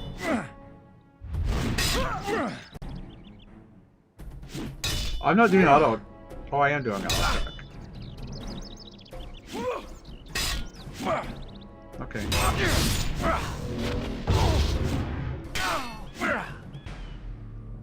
There we go. We did it. Have you defeated the sparring partner yet? We defeated one of the sparring partners. Good. The stronger you are, the more useful you are to us. I'm sure of it. Go speak with Tail and Velix. She is just south of Sithor's Spire. Okay, I'll do that. So we're basically going back to the first person we talked to. So, are you ready to learn more about the outpost and perform your first service for the Overlord? Yep. This outpost was recently established as a training ground for potential citizens of Freeport to hone their skills. Our first scouts on the island reported it as being uninhabited, perfect for our needs. It soon became clear that the initial reports were incorrect, and those scouts have been permanently reassigned to the bottom of the bay. Such is the price of failure. Mm-hmm.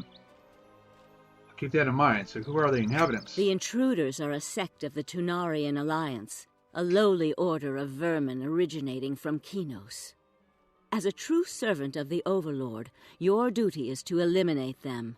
This should prove extremely useful in preparing you for the challenges that lie ahead after you leave the outpost.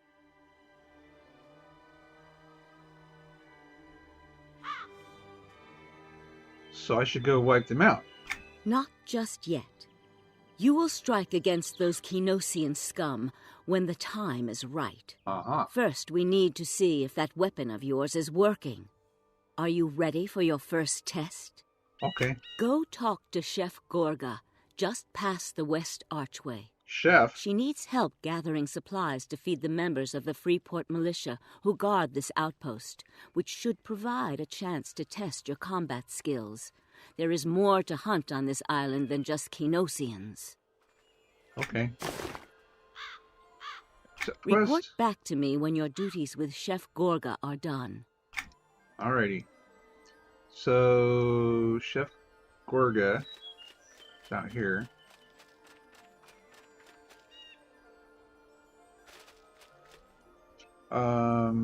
Bags. Let's see, mitigation 4 compared to my mitigation 8. No. So no good. But I might want it for the look.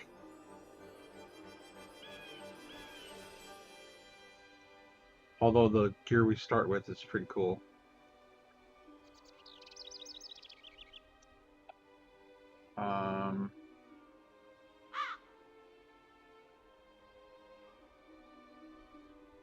There's no... Whoops.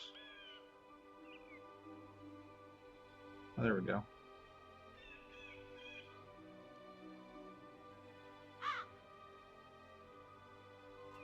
Apparently there's no way to minimize the chat window.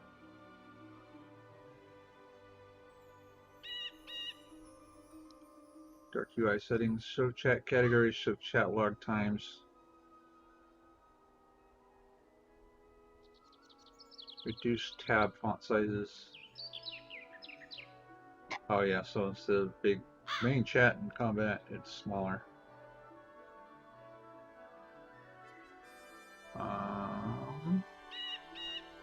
That's it. All right.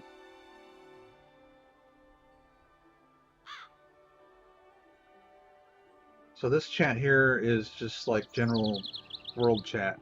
Huh. So you got high-level guys talking.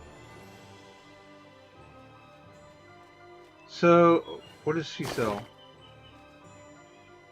Some weapons, a bow staff,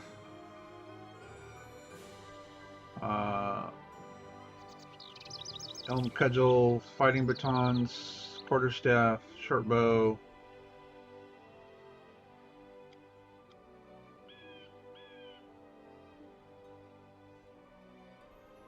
Dispels elemental hostile effects.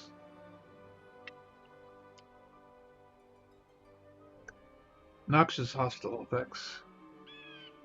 Enigmatic formula. Arcane effects. And that does physical effects. Removes them. Food and bandoliers. Not bad. One-handed axes. Does 1 damage.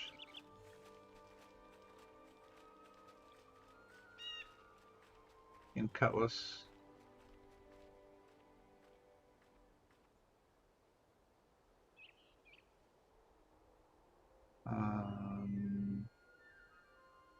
See if there's... Oh yeah, knuckles. 1 damage. Oh yeah, it's pretty crappy. Oh, the delay is a lot quicker though. So the one I have equipped is 2 to 6 damage, 4-second delay. So 1.9 rating is probably, you take the average damage divided by the delay or something, gives you the, or the, yeah. So the average would be like 4, and then, no, that's not it. 1.9, I don't know, anyway. The rating will help you figure out which is better as far as the DPS goes.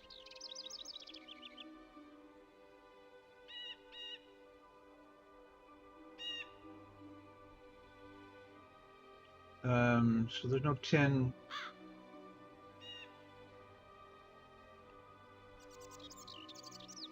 That's nice, 2.4 rating. But it's one-handed.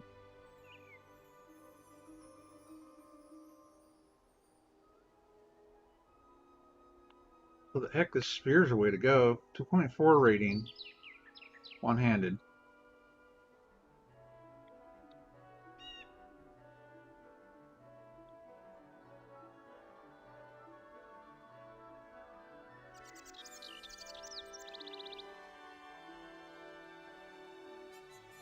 All level 3, 2.9 rating. There's no level 3 option for the fist weapon. We just have that. Which is not very good.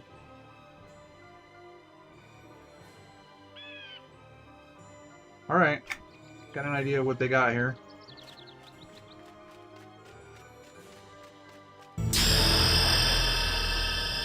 Alrighty, level 3. New ability. Inflicts cold damage on the target if weapon is equipped in range. So it is a range attack.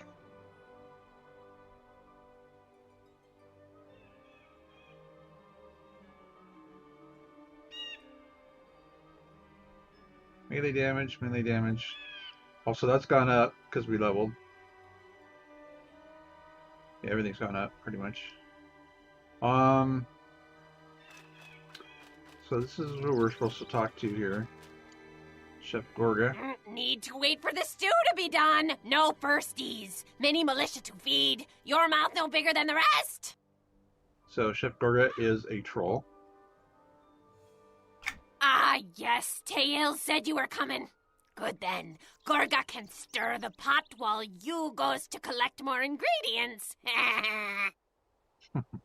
What are we making here? Seaside stew. Only a couple things we still needs to get. First is the buzzers. Buggin' Gorga they are. Not sure how they taste, but less of 'em is better. Be sure to pluck out the wings slowly. The last buzz is the best buzz. Okay, so we gotta get these bees over here. She calls it a buzz. They're non-aggro.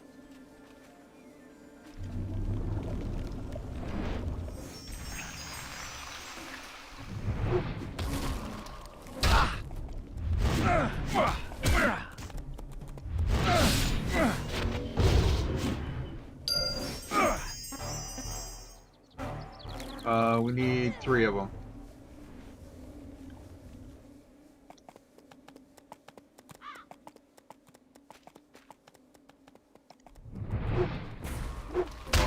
Am I throwing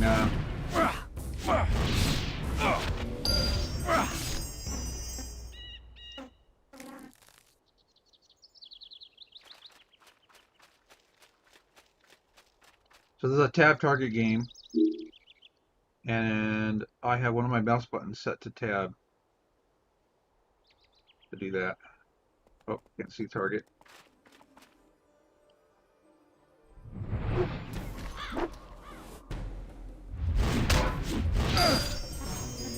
Okay.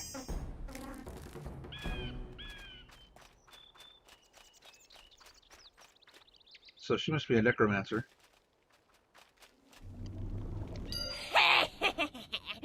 Toss 'em in the pot. The next yummies are the main pot filler. Livers! Those elks are eating up all the eating plants anyways, so we killed 2 halflings with 1 stone. Bring back the elk livers when you're done. So, elk livers.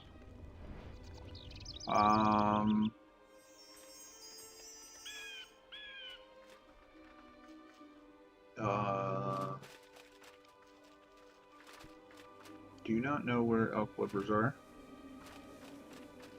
So this creature den is a harvest thing.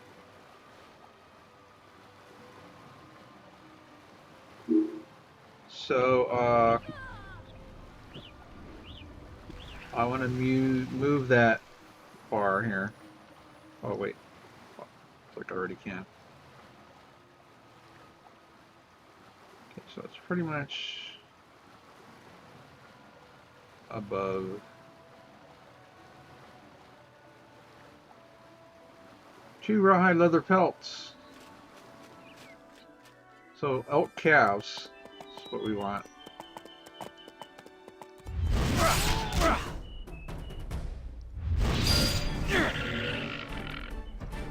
Aw, poor thing.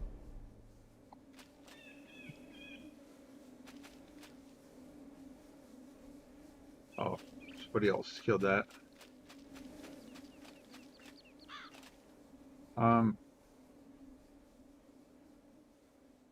Thought I had that. Yeah, okay, that's my.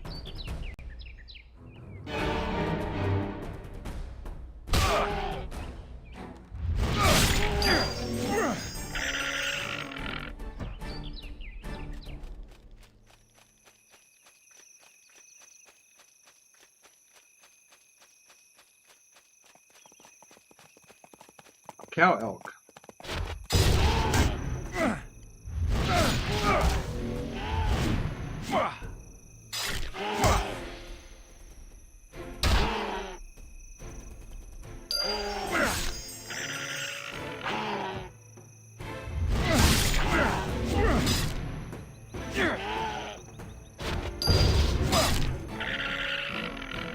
I've gathered enough elk.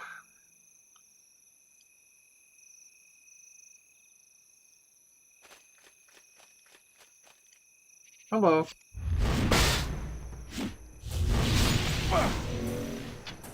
Bad guy. It's a ranger. I'm guessing.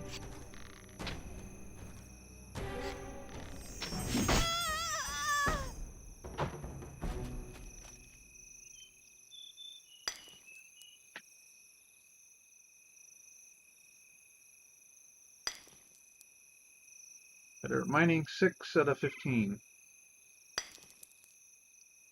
So yeah, you want to keep your gathering skills up because there's actually some quests that require some harvesting and your skill level needs to be up. So basically it's a good idea to just harvest everything you see. Pretty much. You do not need special equipment for mining or whatever.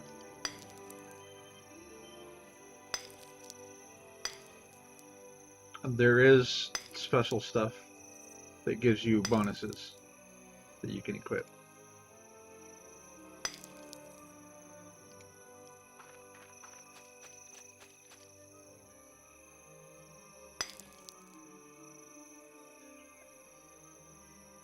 So my mining is almost maxed for my level. Ta-da! Maxed.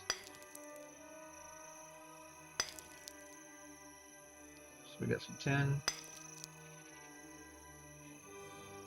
10, 13, 10. Ooh, nice.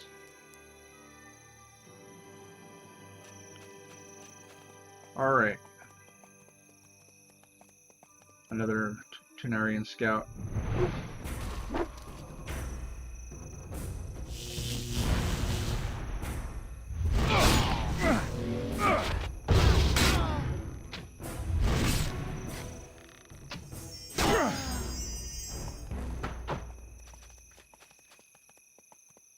No loot. I have auto loot turned on, so trying to hide from me or something.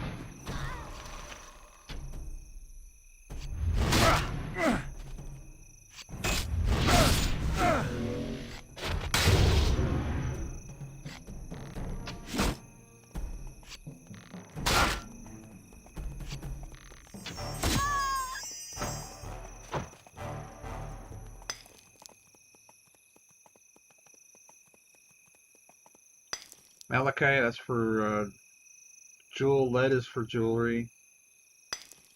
In real life, I would not recommend you equipping lead jewelry.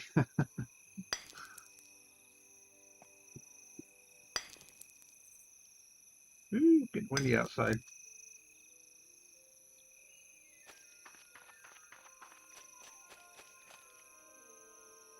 So creature down, we're capturing creatures. That is, you're not actually going to fight anything. It's just for getting leather. 13 rawhide leather.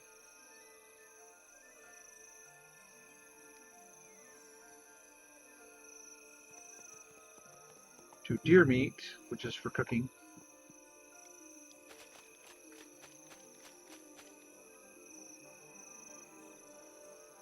I do believe this island lets you start crafting. You have to pick a craft skill to be able to craft. But anybody can gather anything. Well, just about.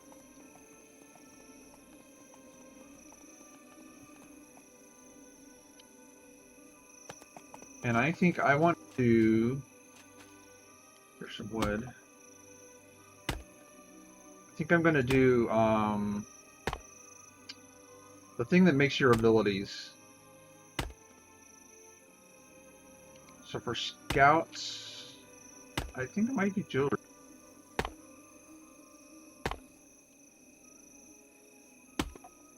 I forget.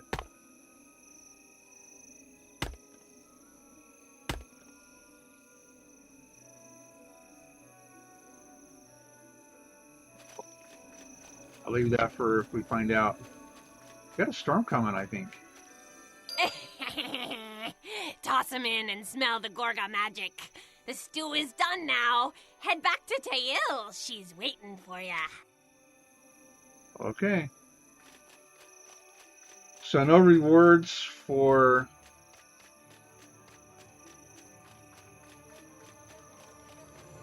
Oh, here's a collectible. Easier to see him at night. So this is the collection we can add it to. Sometimes there's more than one collection.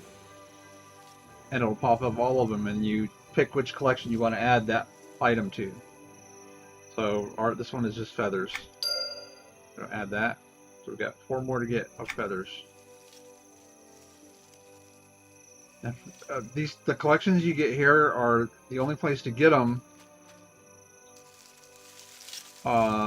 is on this island. So it's a good idea if you're a completionist like me to go ahead and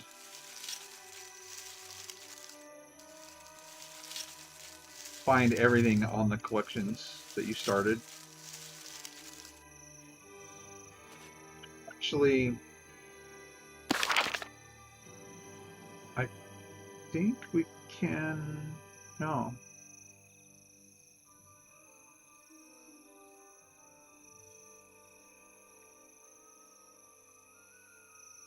I thought there was a way to add it to the quest thing, but maybe not.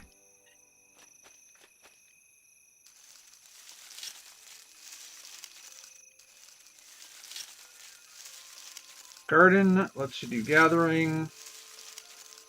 Gathering is definitely one of the quests you're going to need later on for quests. I do think it levels up when you do these, collecting.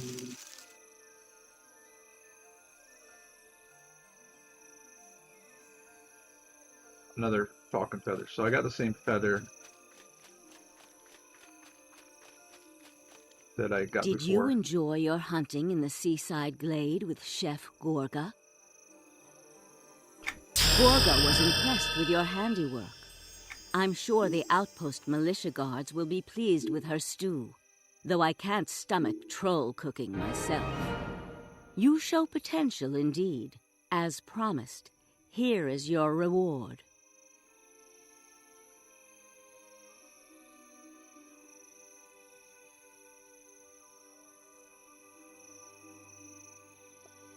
So, are you ready to prove your worth again? Yep. Good. Now listen closely. Though a direct attack upon your enemy can be quite satisfying, there are often more subtle means of inflicting damage. Cut off the feet, and the head is sure to follow, if you get my meaning.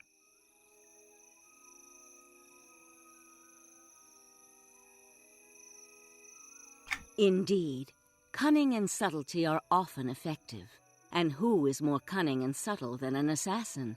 We've established a camp through the archway to the west, at the far end of Seaside Glade. Go and speak to Assassin Vamir, who has devised a plan to strike at the heart of the Tunarians. Okay, so since this was the original thing, there was no Beast Lords back then. And the evil scout was an assassin. That's why she's talking like that. Assassin Vamir will explain the details. Good luck. Thank you.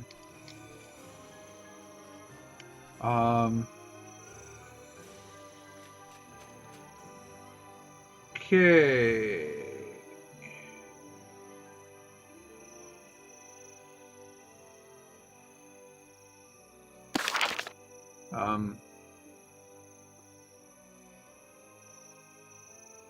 Talk to the assassin Famir of the camp in the western seaside glade.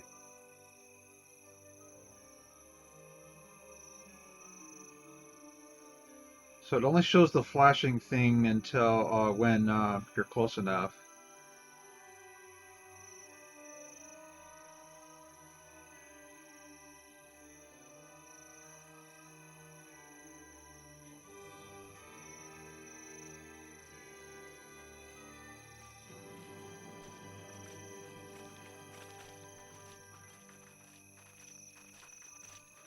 Reef turtles. Soul glider.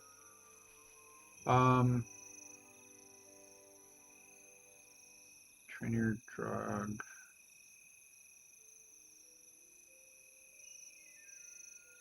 Mender.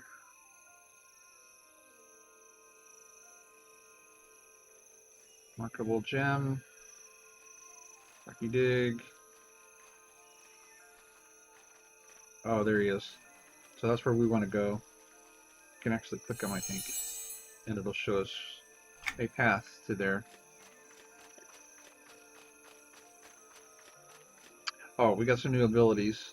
We got, so the red background is the combat abilities. Cheap shot, stuns the target.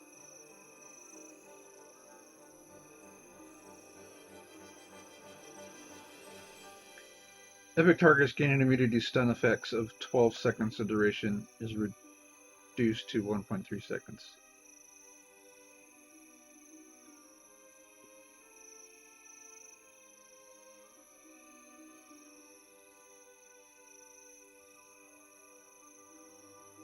So if you're going to stun an epic target, it has to be something with a duration of over 12 seconds.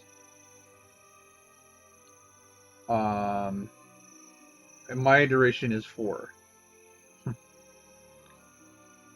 So anyway, pathfinding is the run speed. So we're going to add that here, put that here next to the amount thing.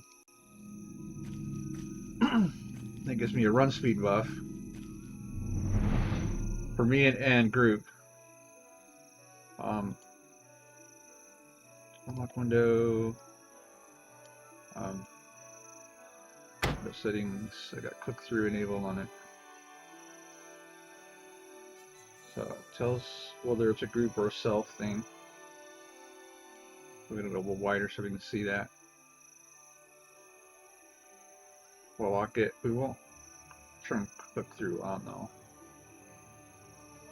Okay.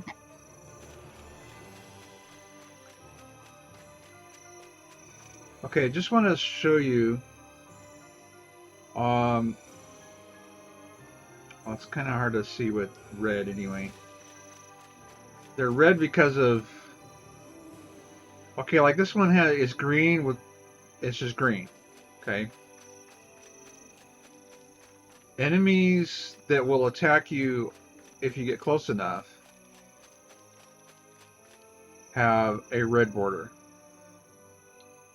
So blue is showing his level relation to mine. He's lower level than me. And the red border means he'll attack if I get close enough.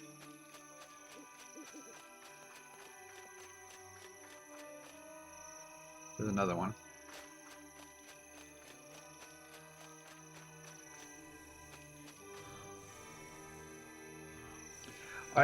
Another thing we want to do here. They haven't really fixed this since the original game here. But if you go into display settings and do particle effects, I think we want this very high and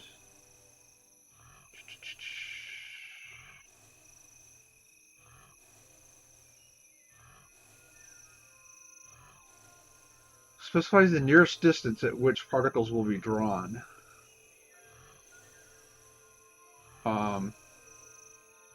Very far.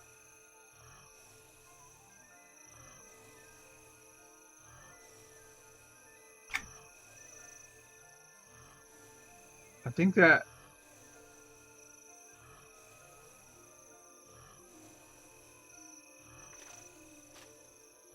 anyway. Hellos! Tail sent word you were comings. I's been scouting out the nearby areas, trying to get a better feels of what we's up against. Beastmasters, these Tunarians are, training the wild animals of the island to fight for them. Ah, me too. As a matter of fact, I forgot I had a order. You want me to... We's gonna cut off their resources to weaken them in the long terms, setting up our major attack after they are weakened.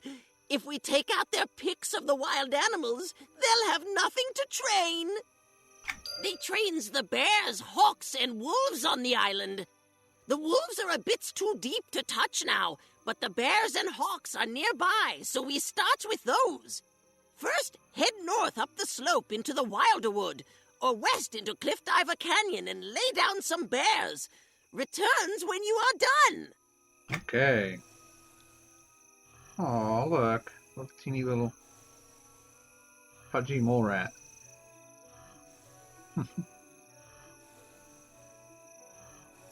Okay, so I have a warder. I forgot.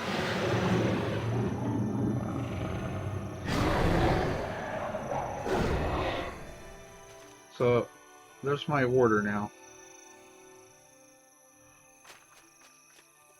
And the warder you get just depends on your race. So that's why he's got the funny horns and stuff. Because I am a horn dude.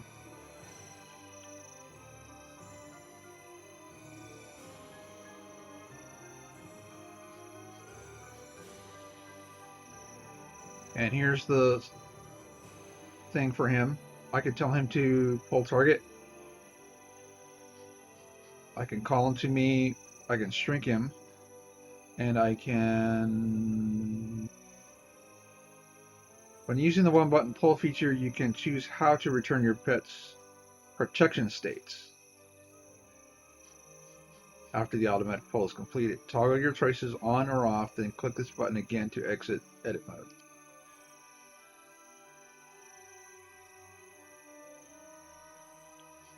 So auto assist will be turned off, protect me will be turned on, and protect self will be turned on.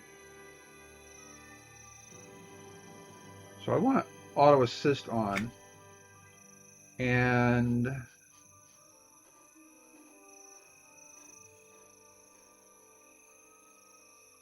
yeah, let's leave protect me on for now. If we go in a dungeon, we're going to want to turn that off. So we turn the auto mode off. Auto assist on. So anything I attack will automatically attack it, even if it doesn't attack me. If anything attacks me, even if I'm not attacking it, it will attack me. Alright, the pet will attack it. And they do the same for itself. So if you have this on but this off, it'll only attack stuff you attack, which is good for groups, like dungeons and stuff. If you put that on but that off, he'll only attack something that attacks you. So if you're in a group and the tank is taunting something, your pet's never going to attack it unless you tell it to specifically, which also might be good. Okay. So let's talk to this guy too, because he's got a quest. This is like the exclamation point in WoW. You're that new recruit I keep hearing about, isn't it? I'm not a recruit, I volunteered. Your reputation precedes you, as will mine someday soon. When I return to Freeport, my prestige will bring honor to my family. I came here to make a name for myself, but it's been difficult to stand out in the crowd. I have a new assignment, and it's puzzling me. Would you help me unravel it?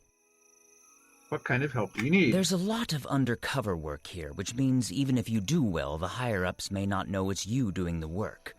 Some of my best work was claimed by someone else, and I mean to fix that. Not long ago, I intercepted part of a note one of the Tunarian spies was delivering. They've hidden the remaining pieces. We need to get them all back to learn more of what they're doing. Okay. Certainly. So that's going to give me a belt pouch.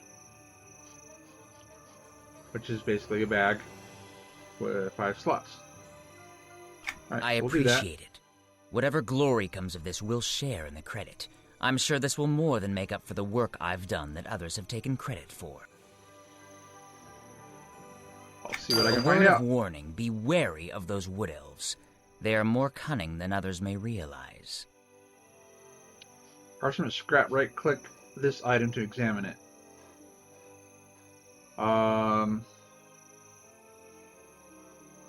Required by the quest in the name of Prestige, which is what he gave us. Okay. I'll keep that in mind. So, bag, double click it. The edges of the parchment are torn and jagged as though ripped from a much larger document. Examine the document. You can barely make out some writing on this scrap. The horse sentries will blank that we blank. There's very little to go on in this note, but it's obvious that Tenarian horse sentries are involved. You decide you will hunt them down until you retrieve more information. Okay, put the parchment away. I'm going to put that over here so that it's easy to find. Yeah, so that gear we're getting is pretty crappy. This is all the harvest stuff. Does not automatically put it away like Guild Wars 2 does. I mean, it does not have a bank thing that you can automatically put it away if you want to.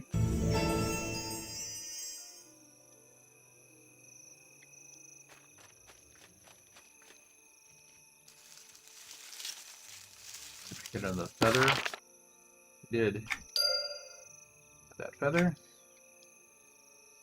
So we want to kill these bear cubs. And we do have tracking, so we can track items, track things to find out where they are. And it's sorted by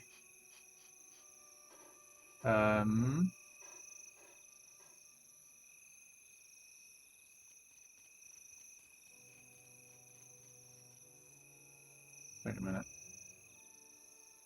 I can say NPCs only, player characters only, or group only.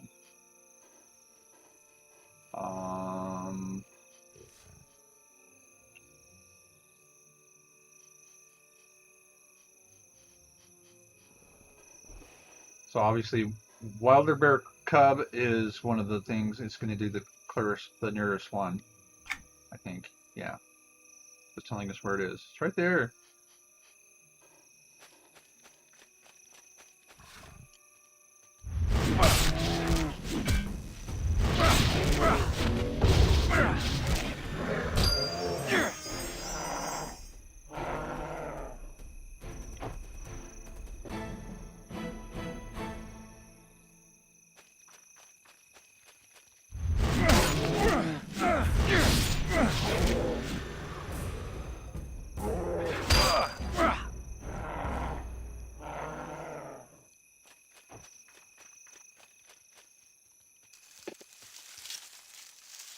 Yeah. Okay, pretty soon I want to go end this stream and start another one for Guild Wars 2.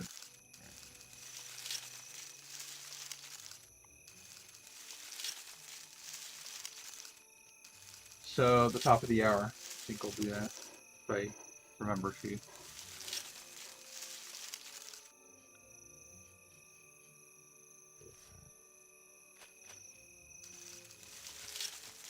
Roots.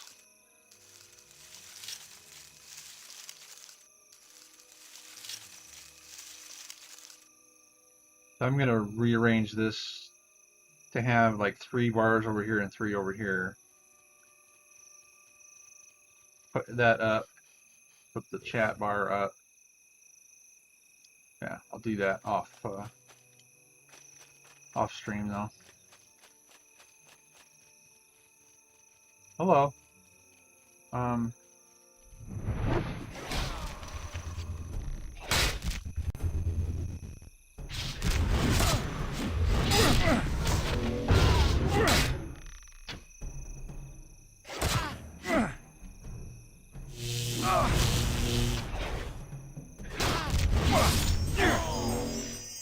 Okay, I'd like to sort things by their recast times. Makes it easier to...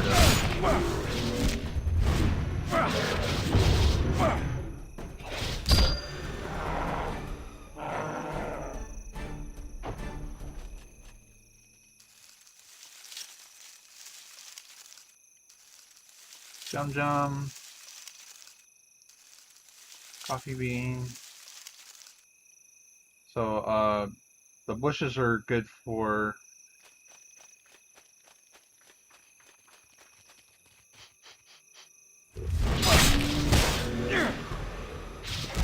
Let's see how the,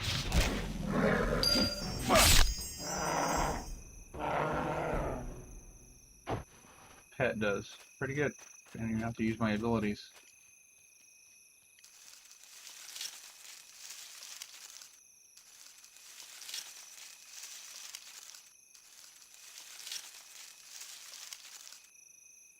So we do have a spell book. Is it here? Yeah. It's a knowledge book, they call it. Default key is K for knowledge. Some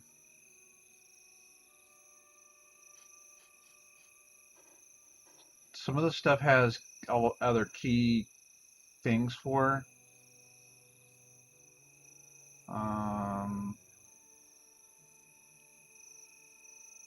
Like I think that's Q by default. I changed it to my the little tick below the tilde. Range attack.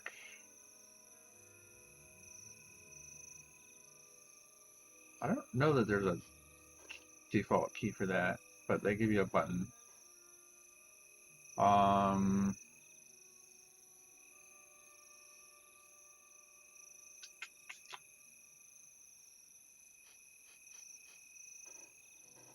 Alright, so...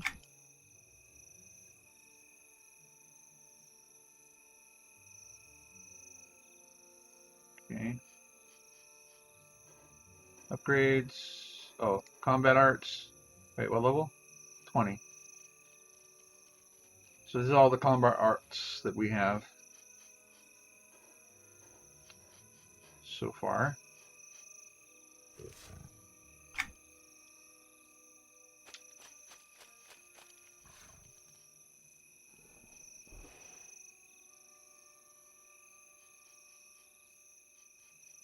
Okay, so we need to go back to the scout guy, the assassin. The bears are dead? Good. Now's for a tricky task, so pay attention. The hawks you will now hunt reside high on the cliffs in Cliff Diver Canyon to the west of here. Until now, we've been unable to get to them. How do I do it? The Cliff Diver hawks perch high up and watch for foods to attack below. I's got some food for them right here. Take these mole rats, and when you think you are in a good position below the hawks, examine them in your inventory and release one. Return if you needs more. Okay. So we're supposed to take...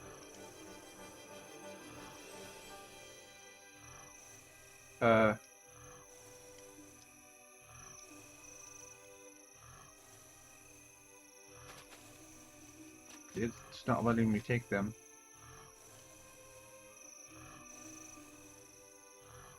Lure down hawks to kill in Cliff Diver Canyon to the west. Did he just give me more rats?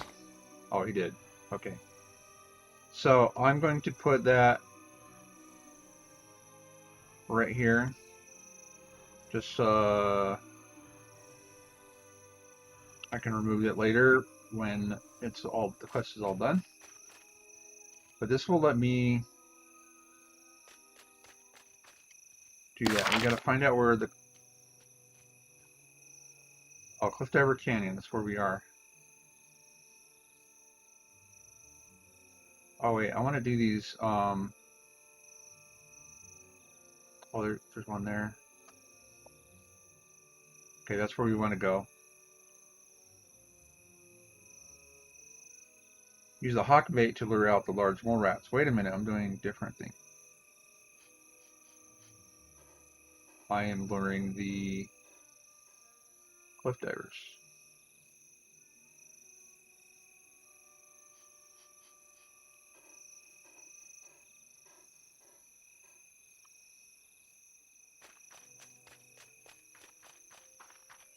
Markable object.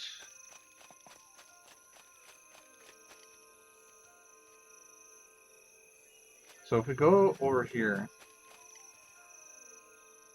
he stands back up, and we stealth.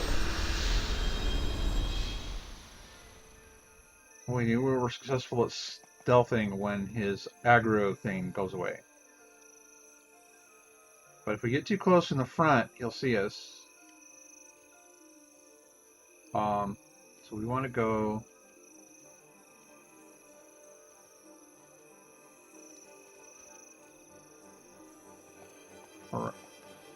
Oh, wait a minute.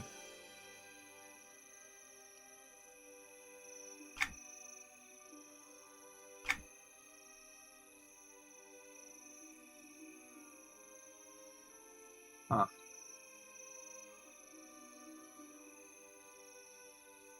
So apparently my stealth didn't work.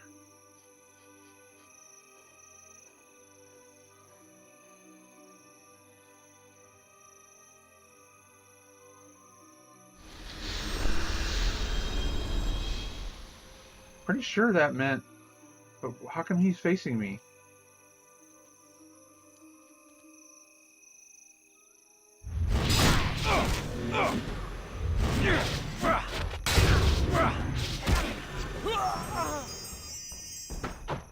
I don't have a stealth attack though. If I had a special one, it would do extra damage.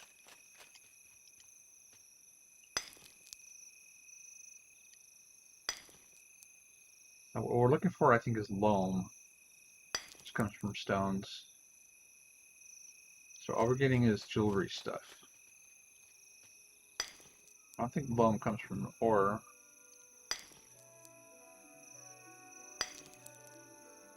Tin.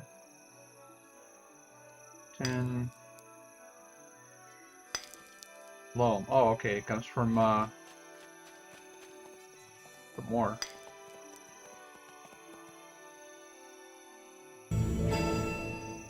Oh, rare item, copper cluster, which is used for making better jewelry.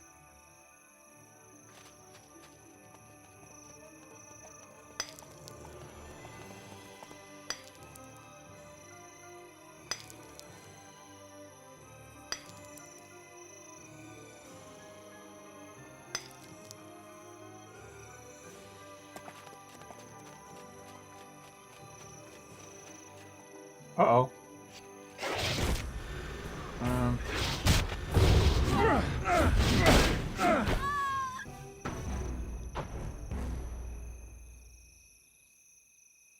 Alright.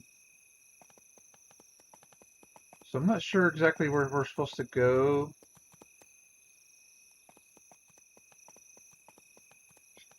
Oh.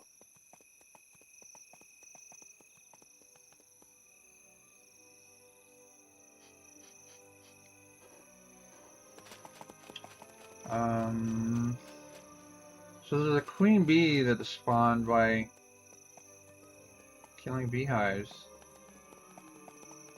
I saw a beehive before.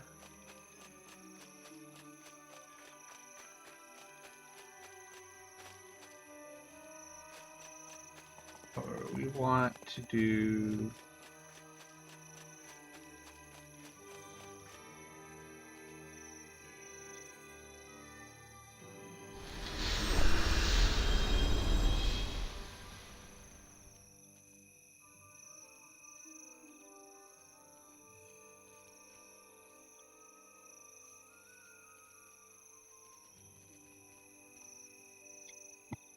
Somehow he knew I was over there.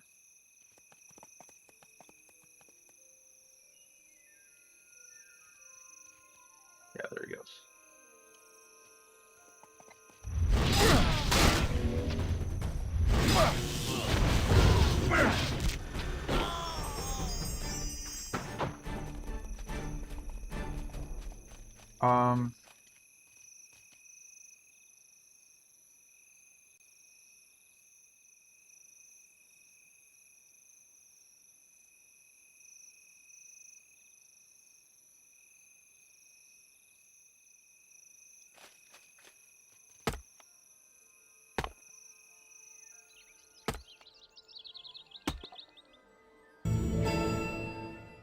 Nice.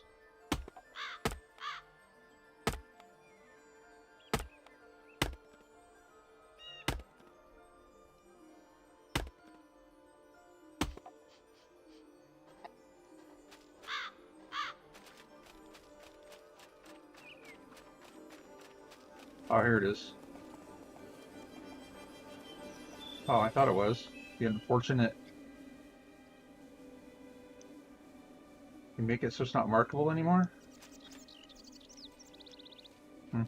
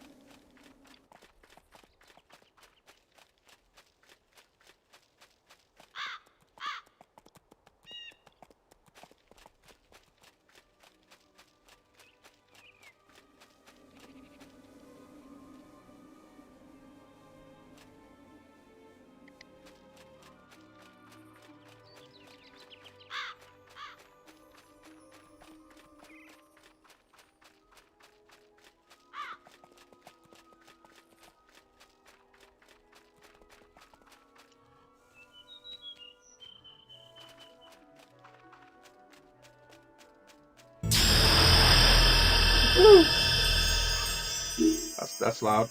Level 5.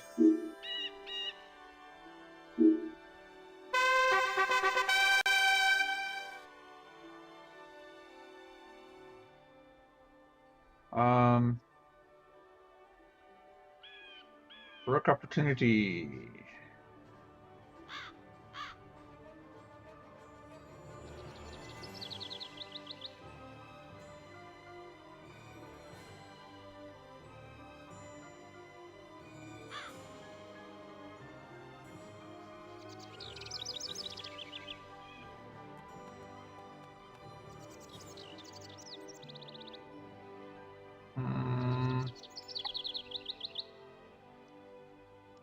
Put that there.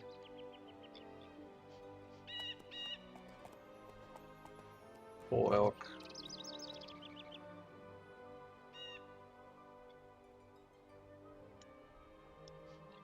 Yeah, I see a harvesting, a collection.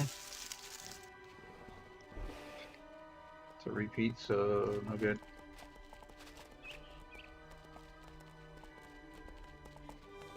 There's one of the sentries. That's what we need.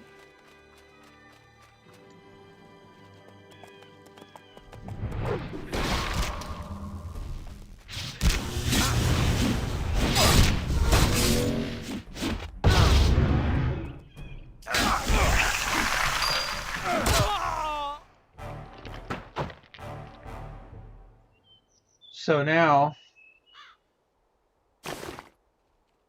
this updated. Oh, it's just going to automatically update us.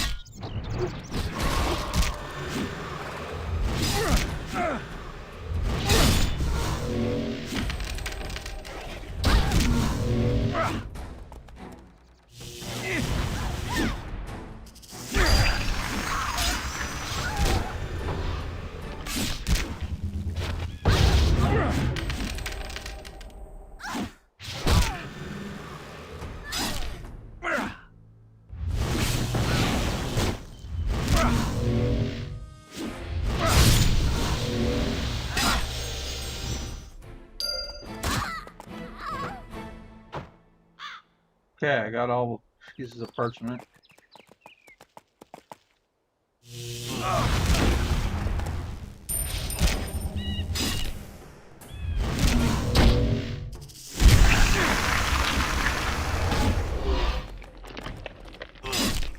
So what this does is like a combo, and different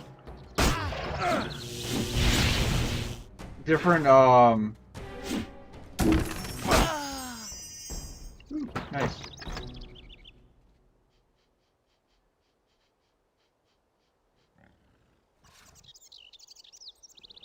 What did I get? 4th century pauldrons. Plate armor. Not what I can wear.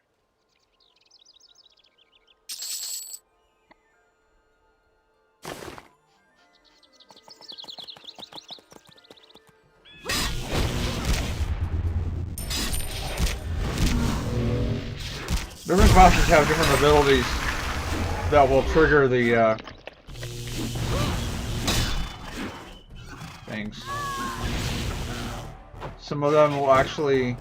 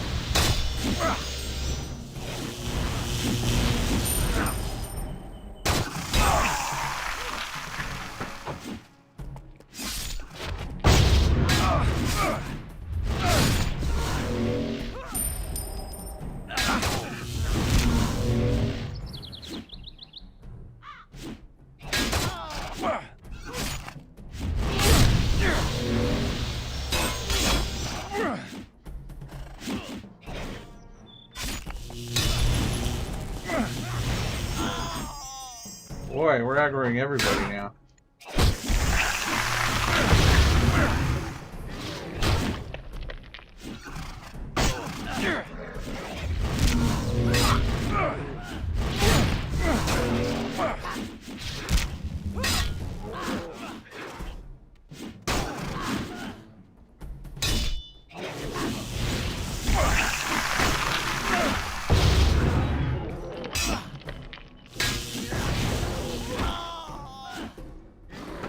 God damn it.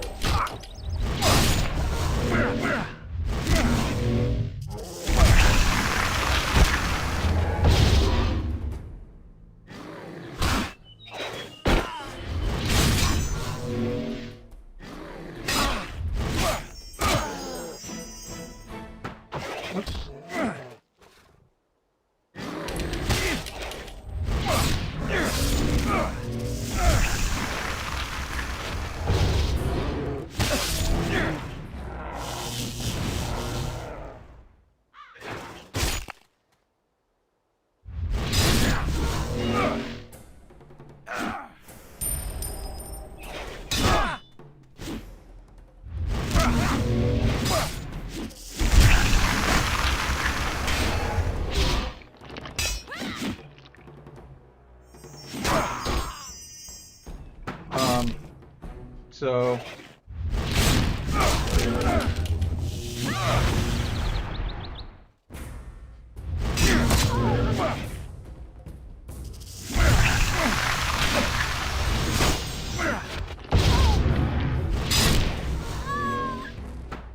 okay. Let's get out of here.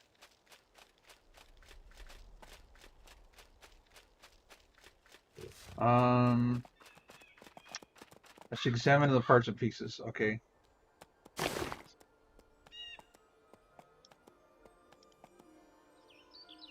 Put together parchment pieces. You line up the parchment pieces. The newest piece adds enough new words that you can read. The horse entries will that we can wild wilder bears. The Tenarians are using the wilder bears for something. They have various animal trainers.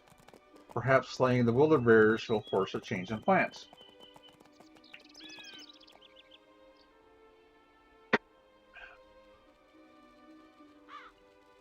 Okay, now arisen of the wilder bear cubs. Taking out the young will delay the Tunarian plans for them.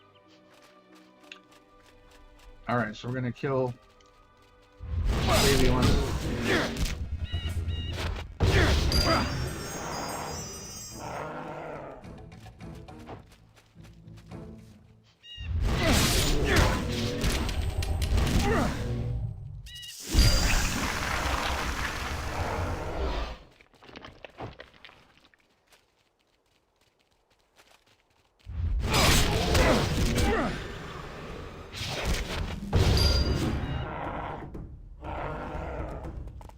I removed some of the wildered bears themselves. Okay.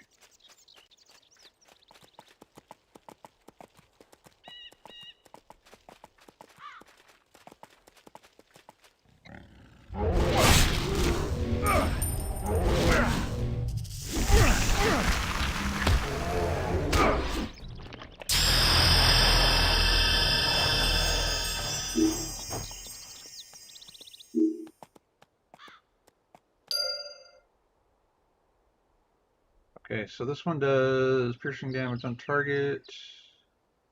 Any combat spell hit, this spell will cast Sharpened Claws on the target. So it does piercing damage and interrupts. This one does a snare, but it doesn't do... I'll say it decreases their mitigation for elemental and noxious damage. That's a good one to start with, actually, then.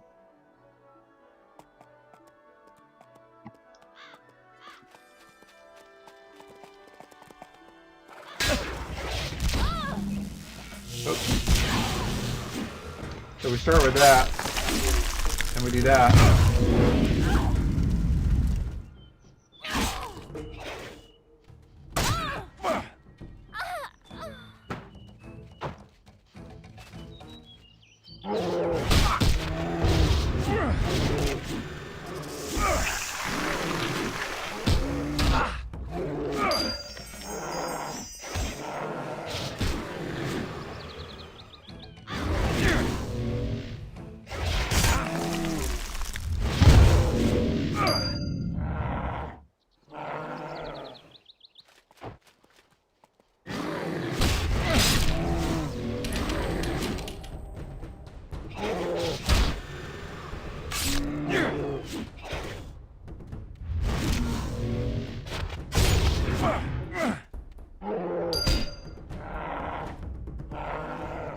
I'm not sure whether there's more.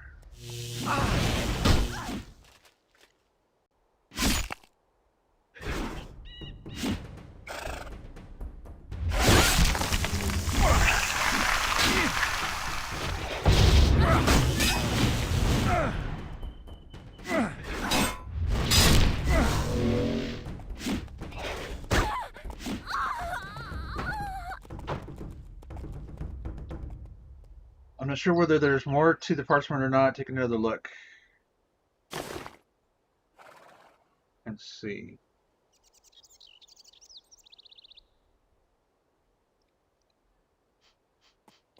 Re-examine it. There seems to be no new clues to finish off this puzzle. What plans they have that would use the Wilder Bears? Perhaps Charles Archer has some insight into what this all means. You plan to visit him again and see if he has perhaps gotten any more information.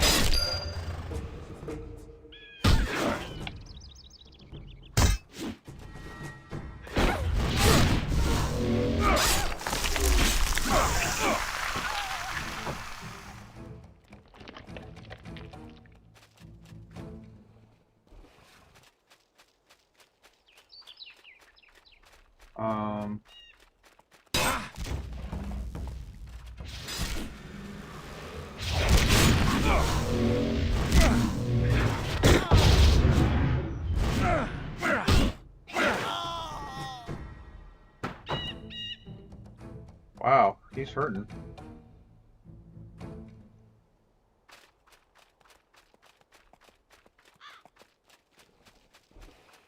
Am I supposed to... Oh, that moved. Now these are gray to, or yeah, gray to me. They're not gonna.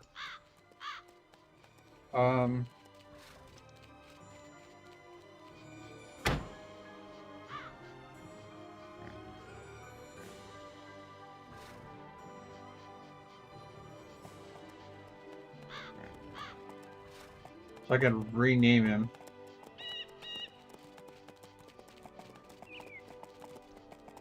Call him Roar.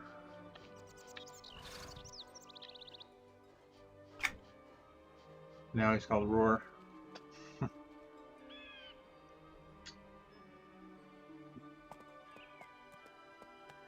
He is level 6. That's the same as me. Okay.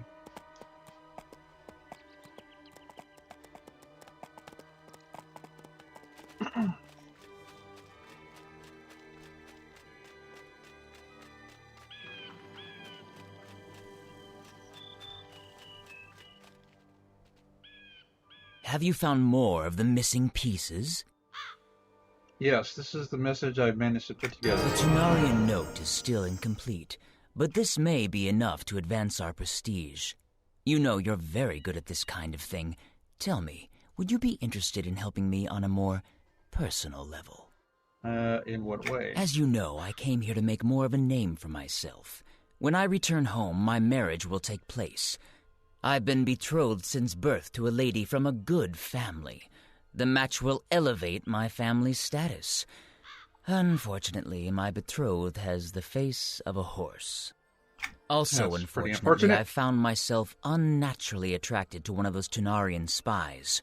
A wood elf. She's graceful, beautiful, and deadly. Nothing must come of this fancy of mine. I cannot let my reputation be sullied by even the merest hint of a romance with one of their kind. What do you need Find me to do? Leanna. Kill her. I do it myself, but I fear that seeing her again might weaken my resolve. She could be anywhere on this island. Once she's out of the way, I won't be tempted again, and my family's honor will not be stained. For all I know, she was put here specifically to entice men like me to falter.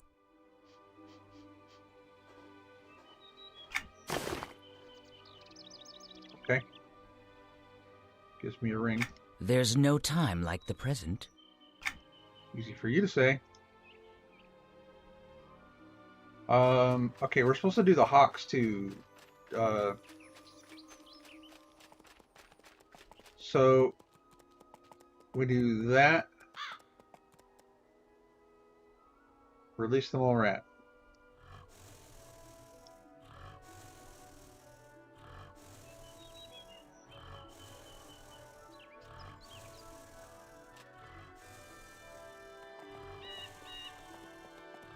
Here comes one.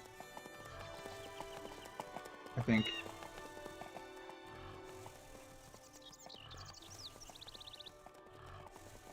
Or not. Or am I supposed to hide?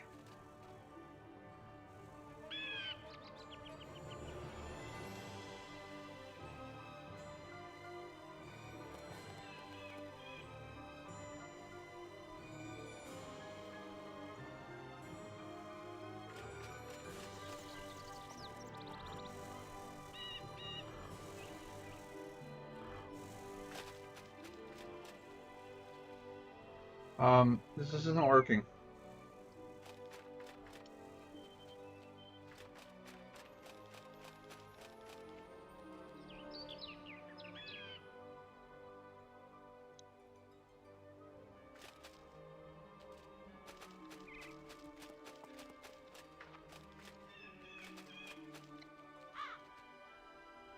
There we go, Mark.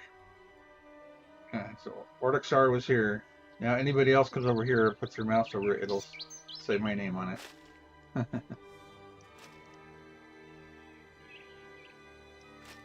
We need to move this again because the walk window.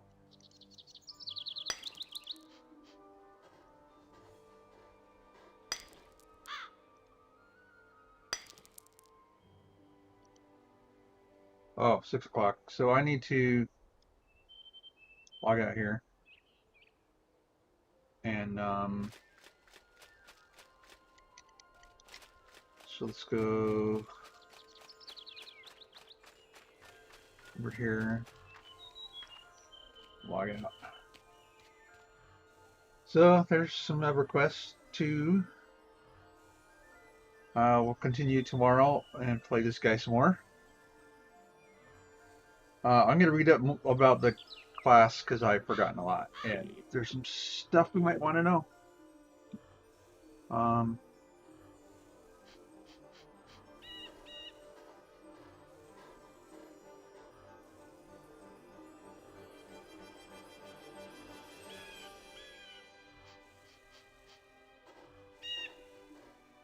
These are all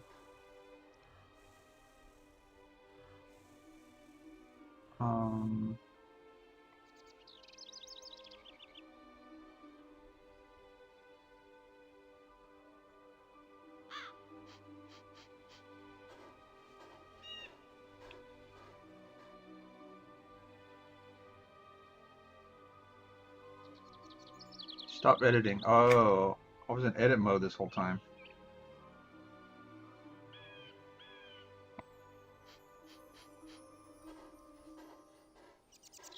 Why is it flashing?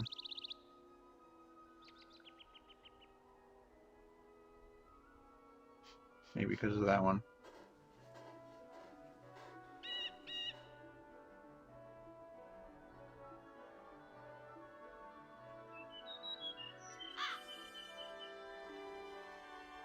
I mean, the whole thing is flashing. What the heck is up with that?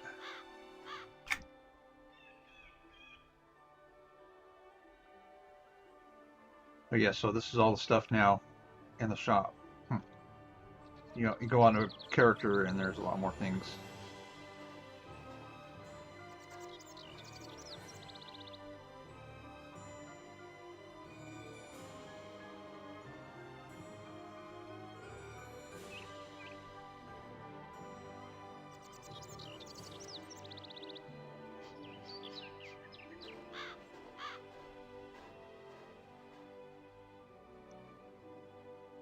Nothing for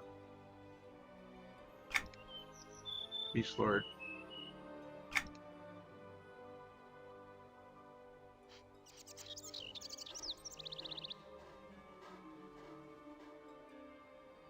It's the same thing.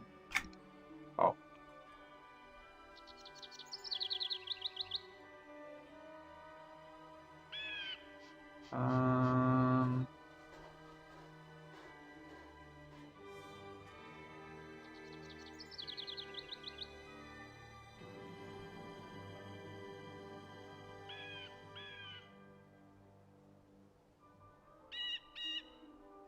So you can buy Chrono, and that will let you apply it to membership. You can buy Chrono with gold in the bazaar, which is the auction house, and people can buy the item with real money and put it in the bazaar for you to buy with gold. Kind of WoW does the same thing.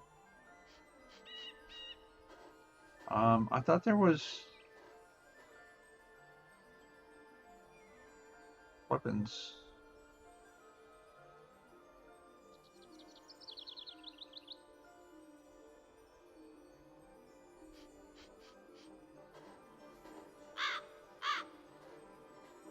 Um,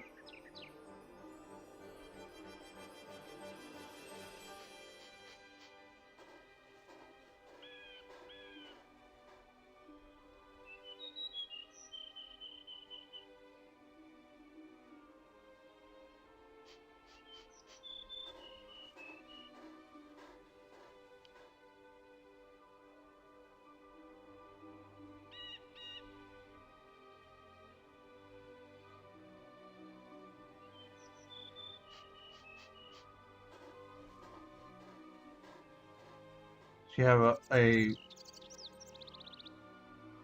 chance at different rarity of familiars.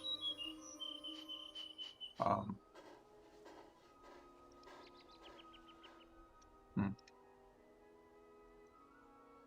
like the gilded one will give uncommon, rare, or ultra rare. One random season 7 common, uncommon, I'm rare, ultra thinking. rare. Please wait a moment.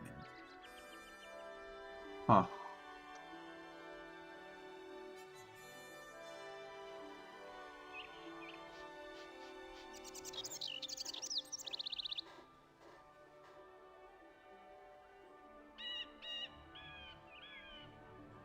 I don't even know anything about familiars.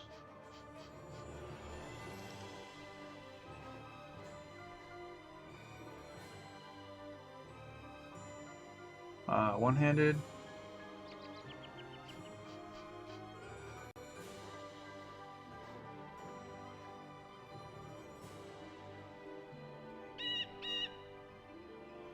Fist of the Soul Scorned. Preview. Really? Do I have to be in attack mode?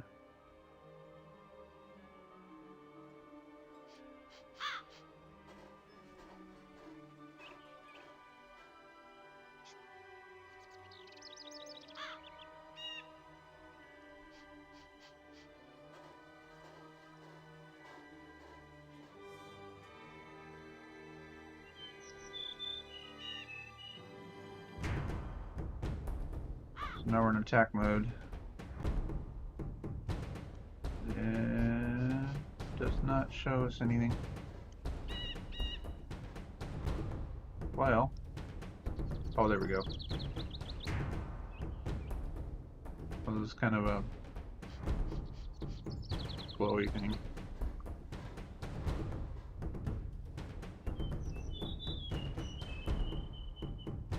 Spike Gauntlet of Destruction. That's the only ones that are fists.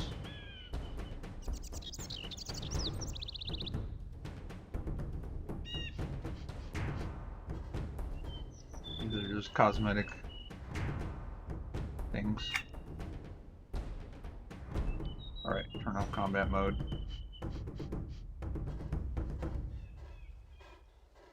Ranged, you can do bows.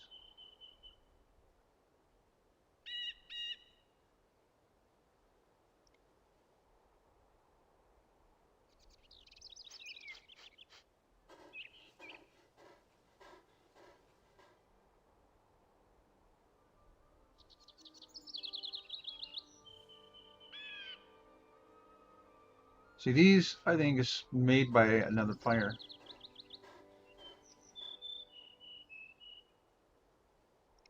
And you can actually get paid, I think, for making items.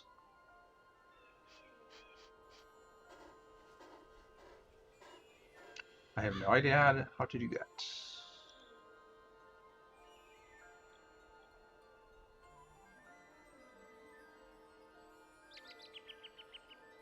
Huh. So I can make my pet look like something else. I don't know if that works on warders or not.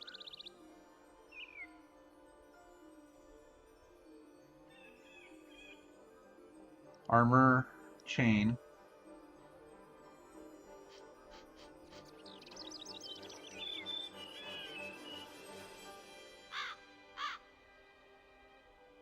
That's kind of cool. Except that's for a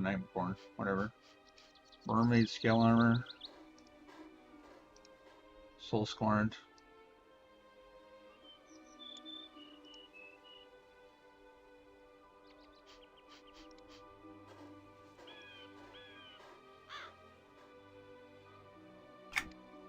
Okay.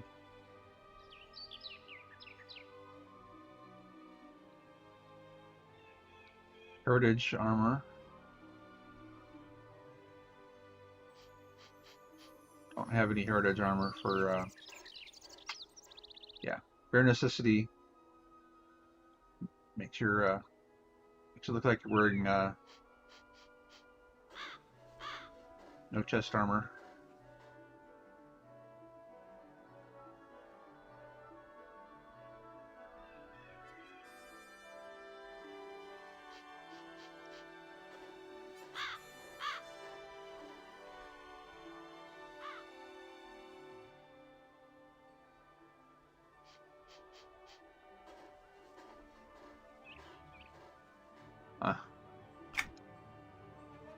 Okay, fun stuff.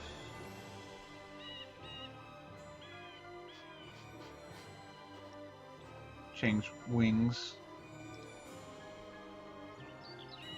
This is for the Fae and the other one, Urosai.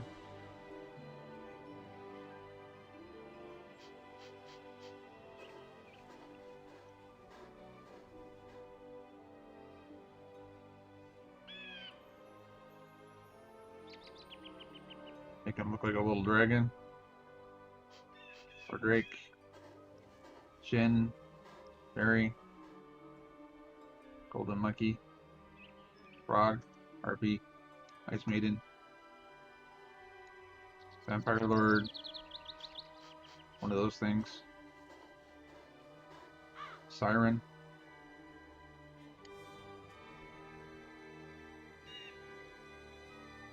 Nightblood.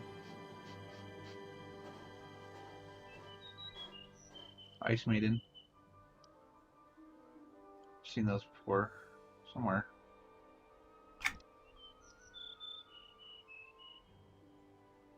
Cloaks.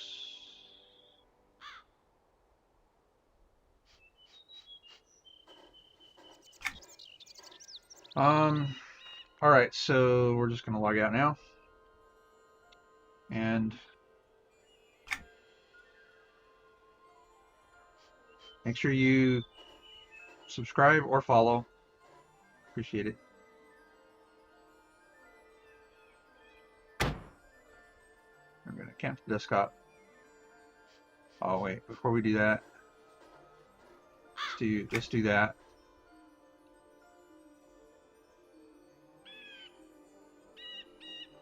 And maybe I can take a screenshot of my dude from there.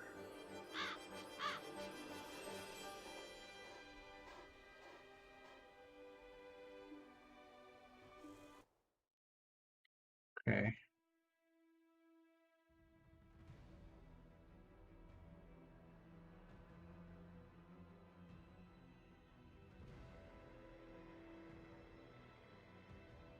Takes a minute for it to load, I guess.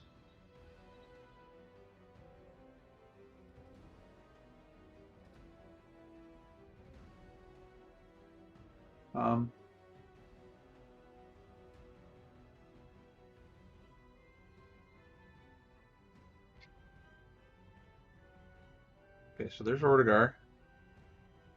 He's a guardian, or a paladin. Ortegar is usually a paladin. The name Ortegar started in Lord of the Rings Online as a captain in Lord of the Rings Online. Anyway, so Ortegar. That's weird. He does not show.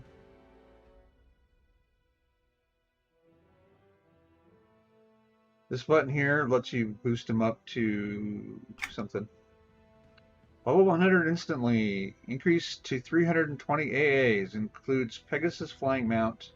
Armor with level 100 stats. Food, drink, ammo, and there's no restrictions. Like on gear and stuff. think there is some. There used to be. Anyway, that's like $35 for that. So yeah, if you wanted to do that, you could create a level 100 heroic and do that.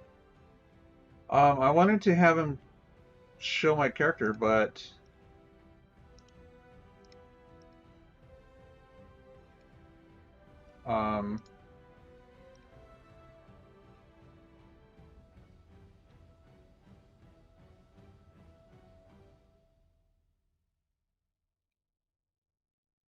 weird.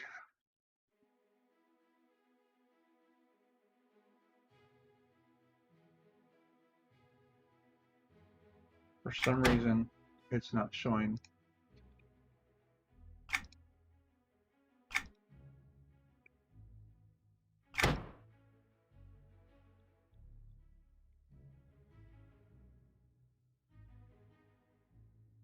Yeah, not everything has optional looks,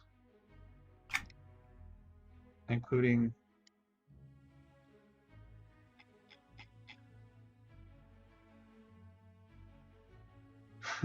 all right, well, I'm just going to leave it like that.